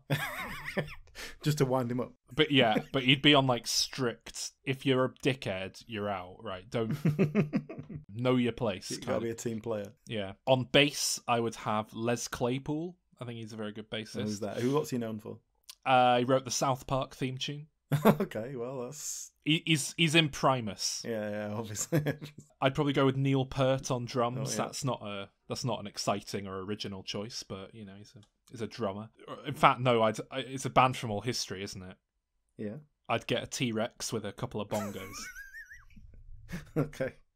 Not a long way away from what they did in the film. Yeah. I'd get Clara Rockmore on theremin. I was very pleased with the little name check they gave her. Oh, did they? Oh, yeah, of course he's playing the theremin, isn't he? Yeah. There was a little, she said like, oh, I wanted to say your mastery of the theremin rivaled that of Clara Rockmore. And I thought, I think this is the most I've ever felt like a joke is not going to play for anyone apart from me. Yeah, because the whole idea is that the daughters are really, like, they know everything about music, basically. They're really up on it. Yeah, they're really into it, yeah. Music history, at least. And my biggest issue, really, because this is someone who would definitely be in my band to wrap it all off, and it was an issue I had with the film. This is meant to be the greatest band of all time. Yes. So... Why haven't they got some Mancunian Pratt on the maracas just dancing at the front of the stage? That was what the robot was, wasn't he? That's basically what I guess you're right, actually, yeah. They should have given him some maracas, though. That would have been... Yeah. Well. But obviously you have Bez in there, just down the front. Gotta have a Bez. Obviously, yeah. Let me ask you a question, Sol. If I showed you this film, you'd never seen these films before... And I said, look, these two leads, one of them's a major Hollywood star, the other one hasn't acted for 30 years. Which way would you go on that? I mean, well, obviously the way you're leading, which is that Alex Winter is clearly, as we established in our Bill and Ted episode, Alex Winter is clearly the better of the two actors. Far superior, yeah. Between him and Keanu Reeves. And, you know, I like Keanu Reeves. Everyone likes Keanu Reeves. Yeah. But I think can we put to bed this notion that Keanu Reeves is secretly a good actor? Well, I don't think anyone's ever claimed such a thing, have they? It's a ridiculous notion. If ever there was an opportunity for him to kind of come out and show that in the twilight of his career, it's this, where he gets to play Ted and then about 5 alternate versions of Ted. Alex Winter was great at doing all the different character versions of himself, and Prison Bill and British Bill. Yeah. Whereas Keanu Reeves was just like struggling to remember his line or something. It was. I think it might be the worst Keanu Reeves performance I've ever seen, and that is saying something because he is a bad actor. He is not even a mediocre actor who's getting by on being a nice, good-looking chap and obviously good to work with. He's a bad actor. I've seen him. You know, I think he can get away with it. Yeah, I've seen enough films where you don't like. I watched the Devil's Advocate the other day. Mm-hmm. I didn't watch it thinking, this guy's terrible. Yeah, that's as good as it gets, isn't it? But then the flip side is, you know, Bram Stoker's Dracula, which I would say is far worse than anything in this film. So, you know, it gets away with it. No, I don't think he does. What interests me was, apart from the fact that he looks like his forehead is frozen solid, and he really needs to put in a contract that he only ever performs with a beard. He really needs to get that nailed in. That was bizarre because...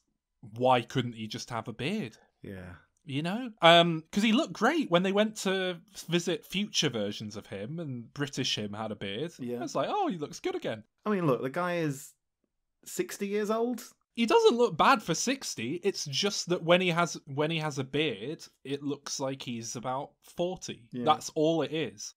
So people are shocked when he shave. Look, if I shave, I look 10 years younger, and it just goes in reverse once you kind of cross over a certain threshold. It's hiding all those sins. Did I tell you on the podcast? I think I mentioned it the other day that I got ID'd when trying to buy alcohol in a shop, and it's because I was wearing a mask that presumably covered the majority of my beard, my facial hair, so I just look young. It's that same thing. You know, originally, Alan, that Father Christmas was in this film. Oh, really? And that makes perfect sense, doesn't it? Because when I was watching it, I thought, oh my God, they're going to get Father Christmas to come and help them distribute an instrument to everyone. And near the end of the film, there's a bit where they have to give everyone in the universe an instrument to play along with the song simultaneously throughout history, not just everyone alive, but everyone in all of history. And I did think, oh my God, they're gonna have to get Santa along to help out. And apparently it was originally written that it was going to be Father Christmas. That'd be quite an audacious move even for these films.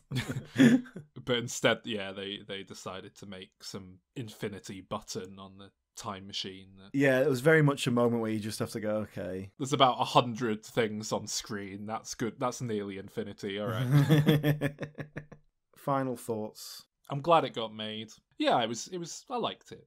I give it a 7 out of 10, Alan. Same as I gave the other two. Well, I think I basically agree. I enjoyed it. It was flawed, but it had some moments. So I gave it a 6. A sturdy 6. I really think it could have been better as well. That's the frustrating thing. Oh yeah, you did see it at the cinema. Yeah. Interesting. Yeah. Calvin, I'm guessing you have no interest in Bill and Ted whatsoever. Absolutely none. I didn't even stick around to hear that previous clip. Well, from one thing you have no interest in to another, SpongeBob SquarePants. I have a limited interest. Oh, really? Did you have enough of a limited interest to watch the new SpongeBob movie that ended up going straight to Netflix in the UK? Oh, I didn't even know that. Oh, okay. No. Then no. It was meant to come out in cinemas this year. I think it went to cinemas in Canada, went straight to CBS's new Paramount streaming service in America, and we got it on Netflix over here. So Alan and I watched it, and here's what we thought. It's I don't know, it's weird, isn't it? It's got brand new animation style for no reason whatsoever other than they presumably felt they needed to justify this one being a movie. It's CGI kind of animation. And I think we were quite dismissive of that in the main body for our main SpongeBob podcast episode. But I mean, I have to say, if it has to be CGI animated, it's quite a nice job of it, actually. It's quite a nice stylized form of CGI animation. It's not just the hideous go-to, but, obvious way of doing it, which is what the previous film employed when SpongeBob and everyone went to the surface at the end of Sponge on the Water. So on that side of things, yeah, pretty good job in terms of animation. I still would have preferred if it was hand-drawn. Yeah, there's no obvious reason for it in any practical sense, and I think it loses something. It definitely loses something, and like there was a particular bit where Mr. Krabs gets stampeded by a load of people and he's flattened on the floor. And for some reason, like that moment, it's quite early on, just jumped out at me as like, that would work in the style that they used to have, but it doesn't play here. I don't know why that is quite, but I do like though that we seem to have turned a corner with CGI animation now. For the longest while, it was essentially like, how can we make this look as realistic as possible? And then we reached a point where you can essentially make stuff that's photorealistic. And now it's like we're going back and making stylized CGI animation, because, animation isn't, unless you're making special effects, animation isn't about replicating what's in front of you. And, we had the likes of the Charlie Brown movie, the likes of Captain Underpants, which I haven't seen, but these were two of the very early CGI as a stylized medium films. And I think this film just goes to show that we're kind of entering a new era where that's going to be the norm. CGI animation can be incredibly stylized and, done in a way that isn't just about looking 3D. I don't know. But that aside, as someone who has seen more of the show certainly than I have, are there any new ideas here? Is there anything No, it's different? it's It just largely feels like the same ideas from the first movie being recycled once more. Yeah. My broad thoughts of this film: this is a film that completely casts to one side everything about SpongeBob that kind of makes it SpongeBob, in favour of creating just an incredibly generic CGI family movie, but as a CGI generic family movie, it's not a bad job of it. It's a bad SpongeBob movie. It's a pretty passable bit of, kids' entertainment on its own terms. Yeah. It felt less like it was trying to be funny and more like it was focused in on just doing the story, and I guess that's fine. Well, I think I agree with you. Apart from, I don't think that's fine. I wouldn't be watching this if it was a family-friendly normal true, thing. yeah. Because it's SpongeBob, that's why you're going to get an audience such as myself, even though, that's only through the podcast anyway. But that means there's a different expectation, and it's not meeting that expectation. But I totally agree with you. There was a couple of little moments, little gags here and there that worked nicely. There's a sequence in the middle there's a lot of incredibly episodic sequences that are just dropped in that could just be lifted out. And there's one early on that felt like, it almost felt like a studio note, like, hey, can we make it a bit like SpongeBob? And they were like, all right, let's just add in a wacky sequence that's got nothing to do with anything. And that's quite early on, where Patrick and SpongeBob dream that they are in the Wild West and they're dealing with zombie pirates. Are they zombie pirates or just zombie cowboys? No, they're zombie pirate cowboys. The leader of whom is Snoop Dogg. No. And there is Danny Trejo as well. Is Danny Trejo the leader? Danny Trejo is kind of their leader, but he's keeping them captive in a sense. Snoop Dogg's just a guy who comes out to do a musical number. Because he's not even in the zombie makeup. Lost dog, even when I'm on, I'm off, y'all. Looking for the king, get a call, y'all. You better leave now where you lost, dog. The zombie king, yeah, I hear him coming. OG Ghoul with a thirst for the running. You in the wrong bar, wrong town. Got a spot to feel the real deal coming down that hill. Your brains for breakfast. That bit was the most egregious, this is totally pointless, stupid. I mean, it's not acceptable, frankly, I think. That's a scene. Well, can I tell you the bit I hated? Because it's clear you're going in with a razor blade to go for the jugular.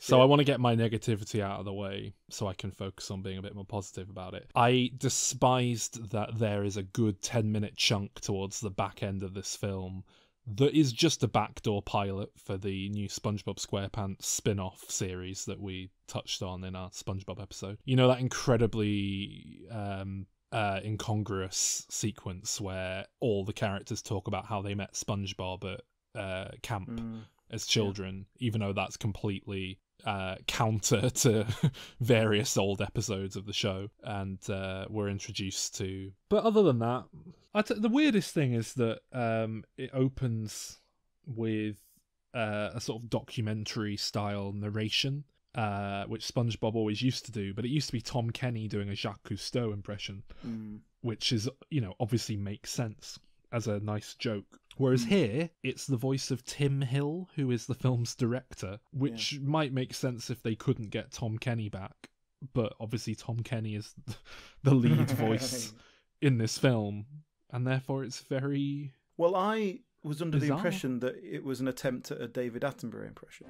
Life in this watery metropolis thrives among the twists and turns, nooks and crannies and back alleys. Yeah, that I was watching it and I thought, what is this? Is this like a Werner Herzog? It's not very good Werner Herzog. And then I realised halfway through, it's an attempt at David Attenborough. It's just not very good. And it's not hard to find someone who can do a half-decent David Attenborough impression. But again, just an odd choice. But yeah, I mean, I don't really have much to say. I enjoyed the kind of spectacle of it. I enjoyed seeing these characters again. I enjoyed the fact that this was just very watchable and pass the time in a way that modern episodes of SpongeBob aren't for me when I've dipped back into the show here and there. I liked that they like I said, the animation was nice, even though it wasn't what I wanted. There were some nice shots. It's nicely put together for the most part. It zipped along. It's a little, 91 minutes it is. I've just checked. Go on then. Bearing in mind I gave the previous film, Sponge Out of Water, a 7 out of 10. Yeah. I think this is a better film than Sponge Out of Water. I think Sponge Out of Water is a better SpongeBob movie, but it's not a better film. And I think just taken for what it is, this was a reasonably solid film. And I like SpongeBob, I like the music, I like all that stuff. So I give this a very low 7 out of 10 as well, which I appreciate is very generous. But I'm sure you're going to offset that now with an overly critical rating. What did you say, a 7? Yeah. Sorry. I don't know, for some reason in my head I heard 8 and I couldn't quite fathom it. So, yeah, I gave...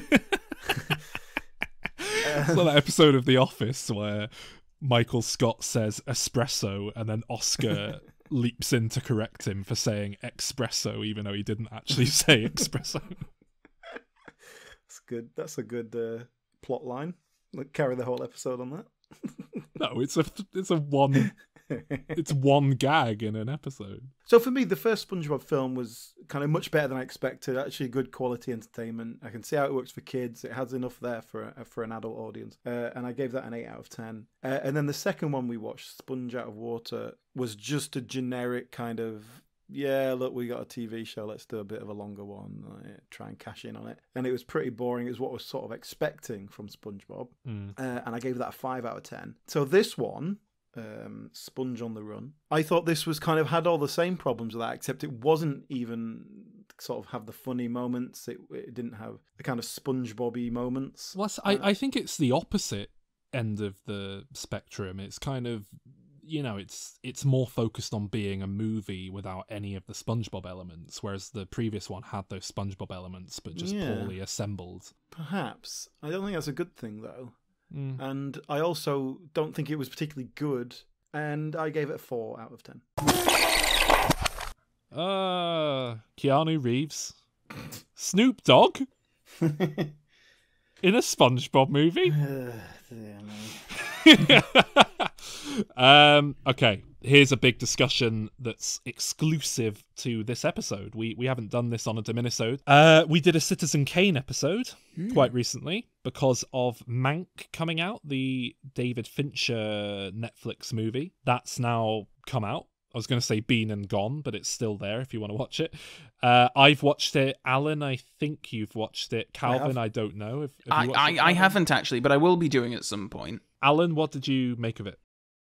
Let me ask you a question, right? Oh, God. All right, he didn't like it, Calvin. Who is this film for? Oh. I think it's for David Fincher to honour his dad who wrote it. Yeah, I think this film is for David Fincher. I think that's who it's for. It's for... I think I know more about kind of films and stuff than the average person. I know more about film history. I know more about old Hollywood. And I don't know anything about Herman Mankiewicz. Well, I know he wrote Citizen Kane. That's about it. That's fine, though. You don't need to know about someone for a biographic film to have value or entertainment value or No, worth. you don't. But there's a whole world setting here. People like Louis B. Mayer and William Randolph Hearst and Marion Davis. And I know a little bit about all those people. But, I think most of the current film-watching public don't. I don't know if you really get enough information here to really tell. If I hadn't watched Citizen Kane 3 weeks ago, there's loads of stuff here I wouldn't have got. I just wouldn't have understood or wouldn't have seen the reference or whatever. Yeah. So I'm glad we watched it quite recently. This feels like one of those classic examples of Hollywood eating itself and just kind of like someone who's in that world, in this little bubble, not realising that outside of that, there's a whole world where people don't give a toss about your little bit of history. The personal story that we actually get here is not engaging enough to make up for that. Yeah. Yeah, I kind of agree. The film was written by Jack Fincher, who is David Fincher's late father. You should have set off earlier. I think there was an air of like, oh, I'm going to make Dad's screenplay, and that's a way to honour my dad. Now, it's not badly written, but it's perhaps lacking an in point for anyone who isn't a Herman Mankiewicz biographer. Yes, exactly. Yeah, it's a niche audience. And his life isn't, or at least the slice of it we get here, isn't that incredibly interesting or compelling to really draw you in, I guess. There's some really nice moments in this film, really nice scenes. They mostly involve Tom Burke as Orson Welles.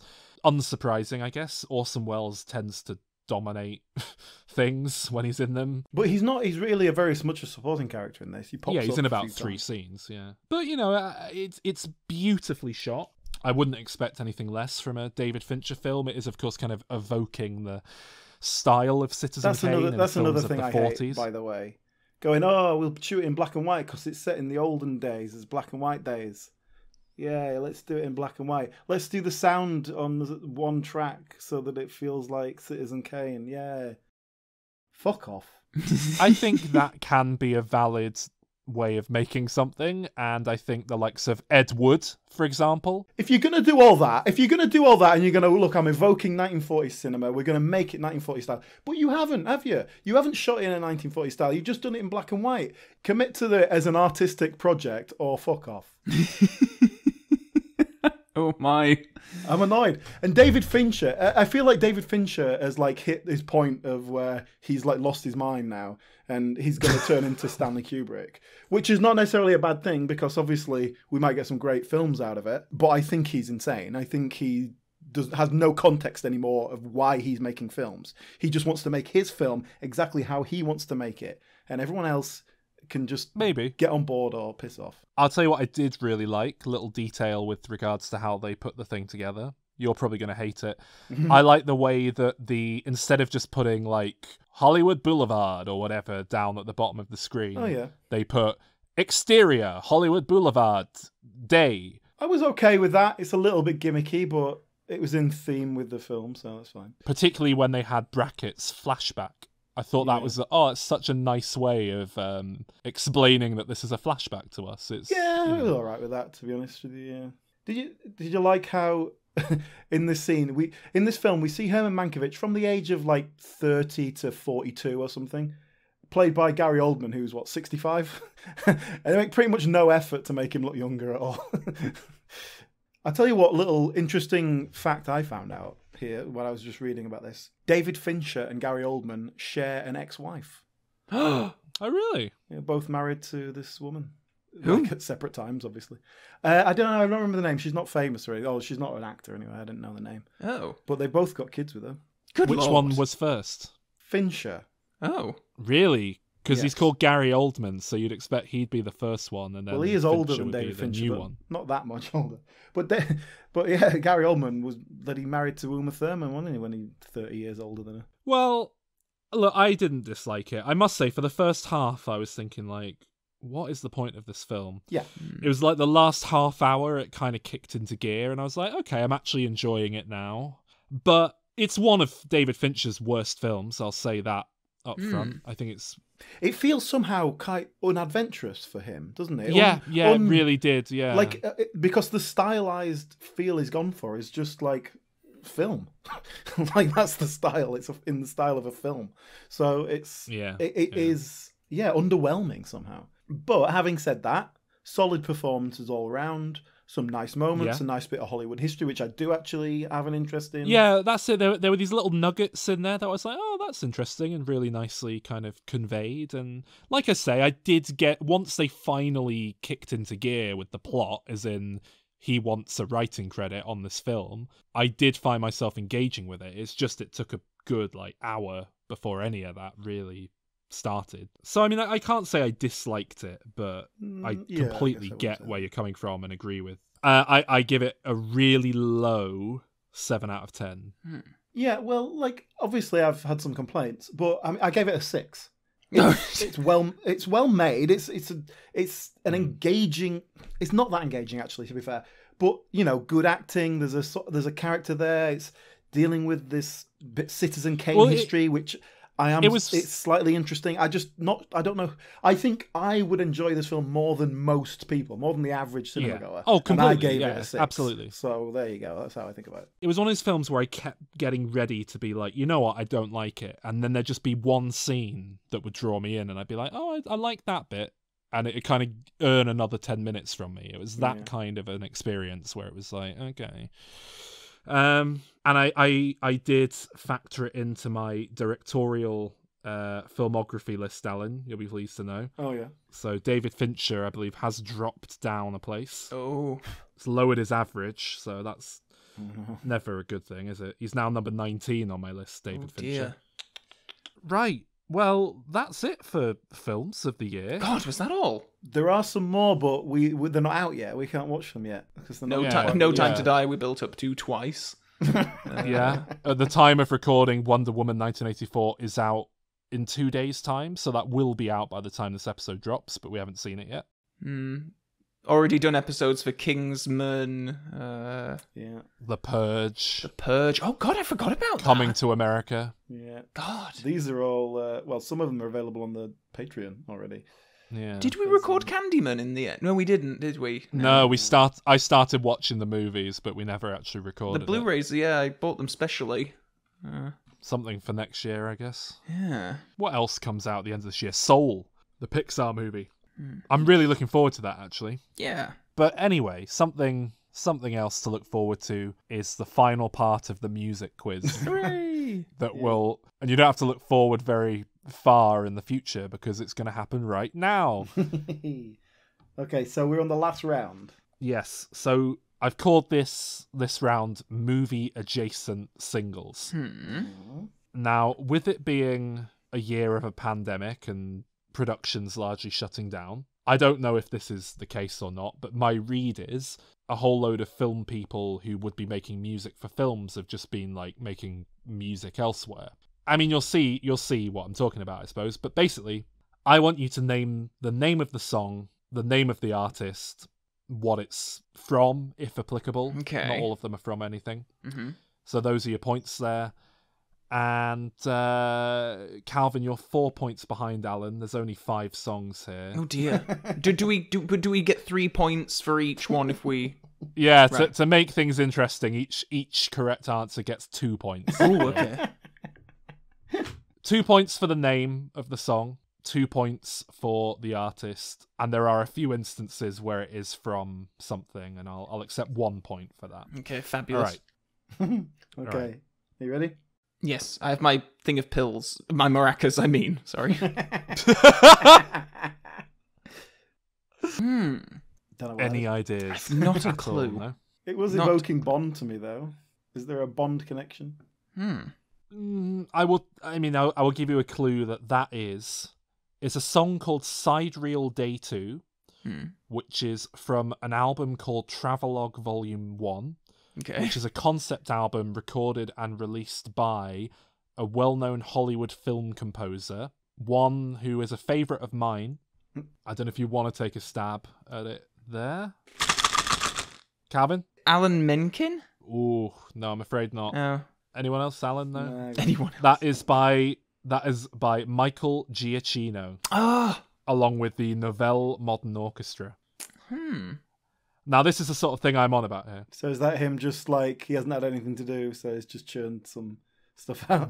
That is my read on the situation, yeah. You got to keep yourself creative. Yeah. All right, next one. So happy. Snapchat, Body Mass, Minecraft, Cheerios, Netflix, Panda Tricks, Sue my soul. My anesthesiologist is fucking my psychiatrist, and I feel no pain. Oh my. I heard the word Netflix and anesthesiologist in that. Yeah. It sounded like the theme tune to The Big Bang Theory. I don't know, though. Didn't recognise the voice. No, Did you not? Is it Dick Valentine? No, no. Calvin, you might recognise this voice. So he's listing things that make him happy, like Netflix and Cheerios. They soothe his soul, he said. It's probably going to be really obvious when you say it, but I can't place it. No, I've not got it. Okay, well, Alan? No? Zac Efron. No, that is a song called Happy, Pharrell which Williams. was a single recorded and released during lockdown by Danny Elfman, returning to his not movie score work. He, of course, used to make music as part of Oingo Boingo, and that's his first bit of not film music in a long time. Oh, interesting. Weird science. Yeah. And I hope he makes more, because I love his not film music. I like his film music too. Not that song was particularly remarkable, but yeah, do more. I like it, Danny Elfman. Let's have more of that. All right. Okay. Next one. Don't say words you're gonna regret. Don't let the fire rush to your head. Hello. Yes. This is something of a stab in the dark, but just a sort of weak voice, but sincere. Is it Val Kilmer? No. Did you think it was from his Van Morrison biopic? Or Do you remember the Val Weak Kilmer voice. album that we've listened to? No. Did I pull clips from that for you? I must have done. I don't know. There is a Val Kilmer, like, he'd gone full on trying to do an album, and it's so kind of, it's so sincere and earnest. It's horrible. I've heard the accusation before, and I ain't gonna take any more. Believe me, the sun in your eyes makes some of the lies worth believing. I am the eye in the sky, looking at you. I can read your mind. I am the maker of rules. I hate it. Whatever it is. Is it Sauron? I'm amazed you didn't get it. That is a cover of Eye in the Sky, originally by the Alan Parsons Project, performed by Electric Six, which is a single they put out this year. Doesn't sound like Electric Six. Well, he's got different vocal, Well, yeah, he's doing vocal ranges. style that he's not very good at, by the sounds of it. No, he's great. What are you on about? He's great. That's their attempt at yacht rock. You don't like any music, Alan. Oh, I like the Billie Eilish. No, you don't. She's very I good. like Billie Eilish. No time to die. I liked her first. I discovered her. I liked her just before they announced her as Bond was really disappointing. I liked her before she was even started recording stuff. I liked her early underground shit. That's weird. You were just into like a 14-year-old girl. Shut up. I honestly don't know if I've ever heard a Billie Eilish song. If I have, then it was never stated to me that it was a Billie Eilish song. So I don't know for sure. That was featured in the Electric Six Halloween Spooktacular. Their other live from quarantine type thing. All right, next one. Right. Well, everything was fine, just as sweet as wine, but her husband went and disappeared. Oh, Calvin. I know this. It's Tiger King. Oh, It is from Tiger King. Yes, Well done. damn Yes. it. I knew I recognised it. Oh, well done. It's That's 2 points. I'm Remember that. guessing it's probably credited as being sung by Joe Exotic, but it's someone else. Correct. Yeah, Who but knows who? Correct. it will be someone Yes, else. it is someone else, but credited as being by Joe Exotic. So yeah, that's the band name. Let's say. Any idea what the song is? Well, it's Carol something Baskin is a cunt. yeah, it's probably something Carol Baskin murdered a husband or something very uncreative like that as the title. I mean, that's the content of the song, but it's actually called "Here Kitty Kitty." Oh, Well God, done, Tiger yeah. King. I would have remembered that if you hadn't beat me to it. I would have got there eventually. Well, yeah. Let's hear the rest of it. But then it got a little crazy, it got a little hazy, and the cops said there's something wrong here. Oh, here, kitty, kitty. Oh, mama's got some treats for you. Oh, here, kitty, kitty. All right, now Calvin, you are actually winning by 1 point now. Oh my goodness. So it's all to play for. It's all on this last question. Let's hear it. Stay away from me. Oh no! Well, that is our friend of the show, Randy Newman. But I honestly couldn't tell you what the song is or anything. Yeah. Is it from Soul? No, he did another one of our people who's kind of made a career for themselves more as a film composer than anything these days. Took it upon themselves to just put out some music during quarantine, during lockdown. That is a song called Stay Away by Randy Newman. I did consider getting Wandy Newman in to do a cover of it, but then I thought let's not repeat the same old shit from last year. Let's just, I mean, more than anything, his original voice, his original recording is so firmly in the territory of self-parody that I think we just have to hear it. So let's just hear the rest of that. Yeah, but keep your distance, please. Stay away from me. Words of love in times like these. I'm gonna be with you 24 hours a day. A lot of people couldn't stand that, but you can. Jesus, this might as well be Soul doing it. Riff. What a lucky man I am. What was that? Stay away from me. That's how your thing. You just sort of randomly say words. They don't rhyme. They're not in the same meter. It sounds like he's recording it on his phone. It's obviously not a studio. Yeah, it's a really poor quality recording because it's obviously just him recording it in his home. You can hear the piano clunking. Oh God! And he sounds much older than he used to vocally, well, yeah. So that's just a bit sad. And you were giving Dick Valentine shit.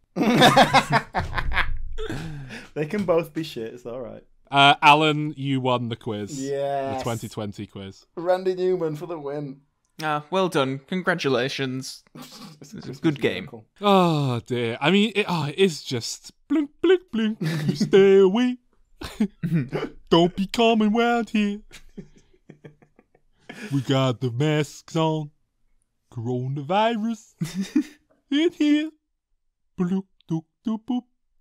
Awful. Is that the end of 2020, finally? Oh, I can't wait for 2021 because everything's suddenly going to be really good again, isn't it? That's what everyone keeps saying. Because it wasn't just that, the world's falling apart. It was just the arbitrary designation that we assign it of 2020. So, can't wait for everything to be suddenly good again in 2021. Can I make a potentially controversial statement? Go on. I think my favourite film of 2020 is Tremors, Shrieker Island. Ooh. Yeah. It's you, though. You have these weird sort of... Yeah. Affectation. Yeah, every once in a while. So it doesn't not make sense. Well, would you like a rundown of my 10 favourite films of the year? And it's really Are there any? Just... Yeah, well, exactly. This is an indication of how pathetic an offering we've had this year. Oh, okay. Right, let's do it. 10, the SpongeBob movie Sponge on the Run. Pretty weak animated. I mean, easy hour and a half. Number 9, Feels Good Man. That's a documentary about the guy who created Pepe the Frog, who became the sort of modern Nazi symbol for the Trump people and everything. That was interesting. Number 8, Freaky. Have you seen Freaky? It's a body swap movie with Vince Vaughn playing a serial killer. Oh, right, yeah, no, I've heard about it, but no, I haven't seen it. Vince Vaughn's a serial killer, and then he body swaps with a teenage girl. So you get Vince Vaughn being a serial killer, and then you get Vince Vaughn being like, oh my God, ah! You'd like it, Alan, you'd like it, Calvin. Number 7, I've got Bill and Ted Face the Music. Number 6, I've got The King of Staten Island. That was Judd Apatow's offering this year with Pete Davidson. Just same old self-indulgent, overly long improv comedy scenes from Judd Apatow. Not Will Ferrell style improv, but, Seth Rogen style improv. Number 5 on my list, Palm Springs, which was really good, actually. Like a kind of Groundhog Day, but there's 2 of them at the same time at a wedding. Good film. Look out for that when it finally comes out properly. I got a screener from work. Number 4, The Trial of the Chicago 7. Number 3, Borat Subsequent Moviefilm. Number 2, now this is when it starts getting really good. Number 2, The Invisible Man. The Lee Whannell remake of The Invisible Man. Oh, yeah. Fantastic. Did you see that in the end, Calvin? Yeah, it was great. Yeah, really liked it. I've got it on Blu-ray now, actually. Yeah, loved it. Really good film. Oh, I missed that one. And now my first one, I think this is a bit controversial because most people don't seem to care for it all that much. I thought it was fantastic. Onward, Pixar's film from the start of this year.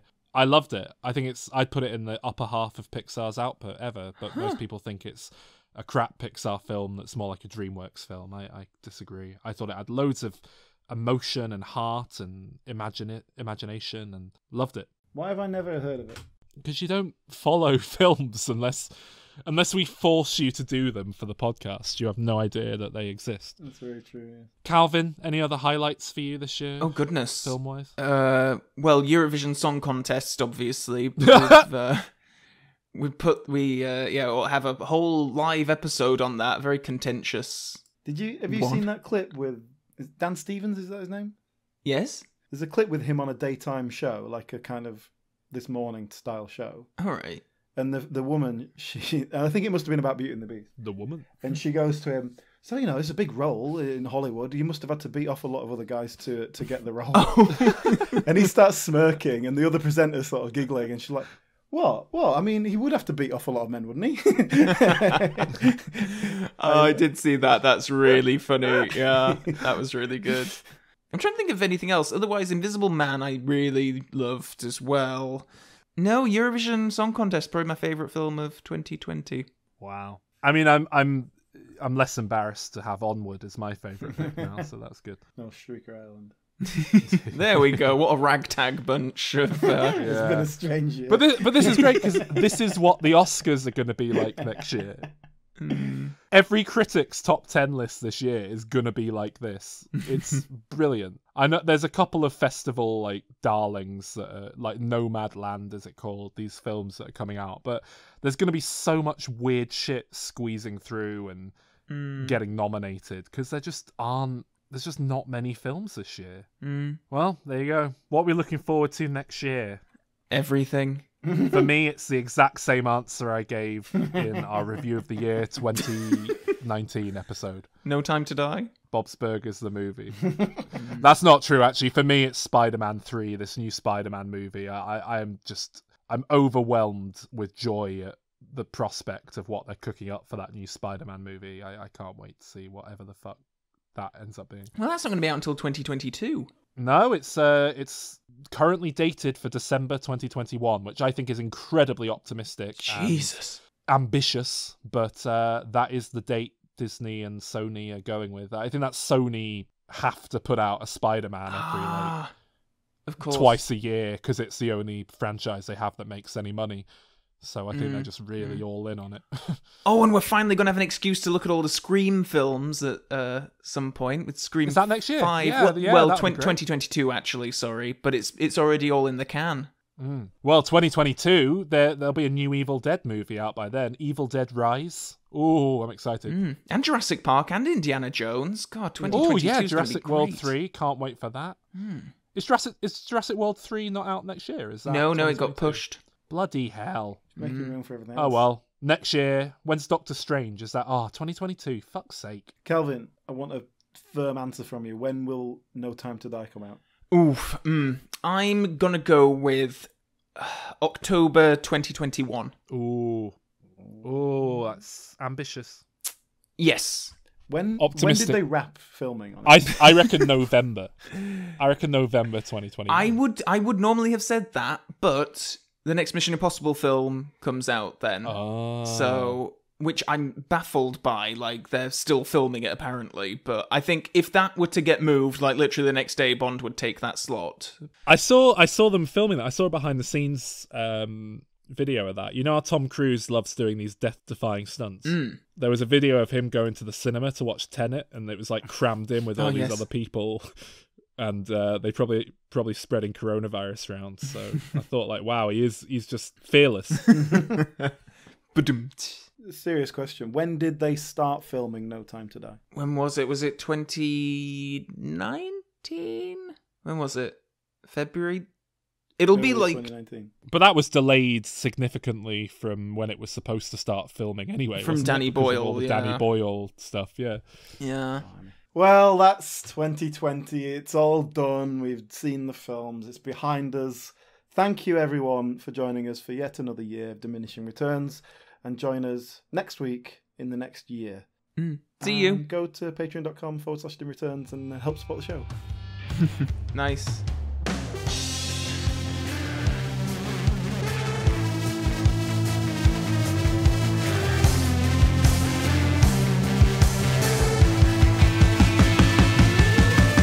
I will never be set free as long as you have me where you have me. So just unhand me. You can't go wrong in fantasy when you're stuck with me.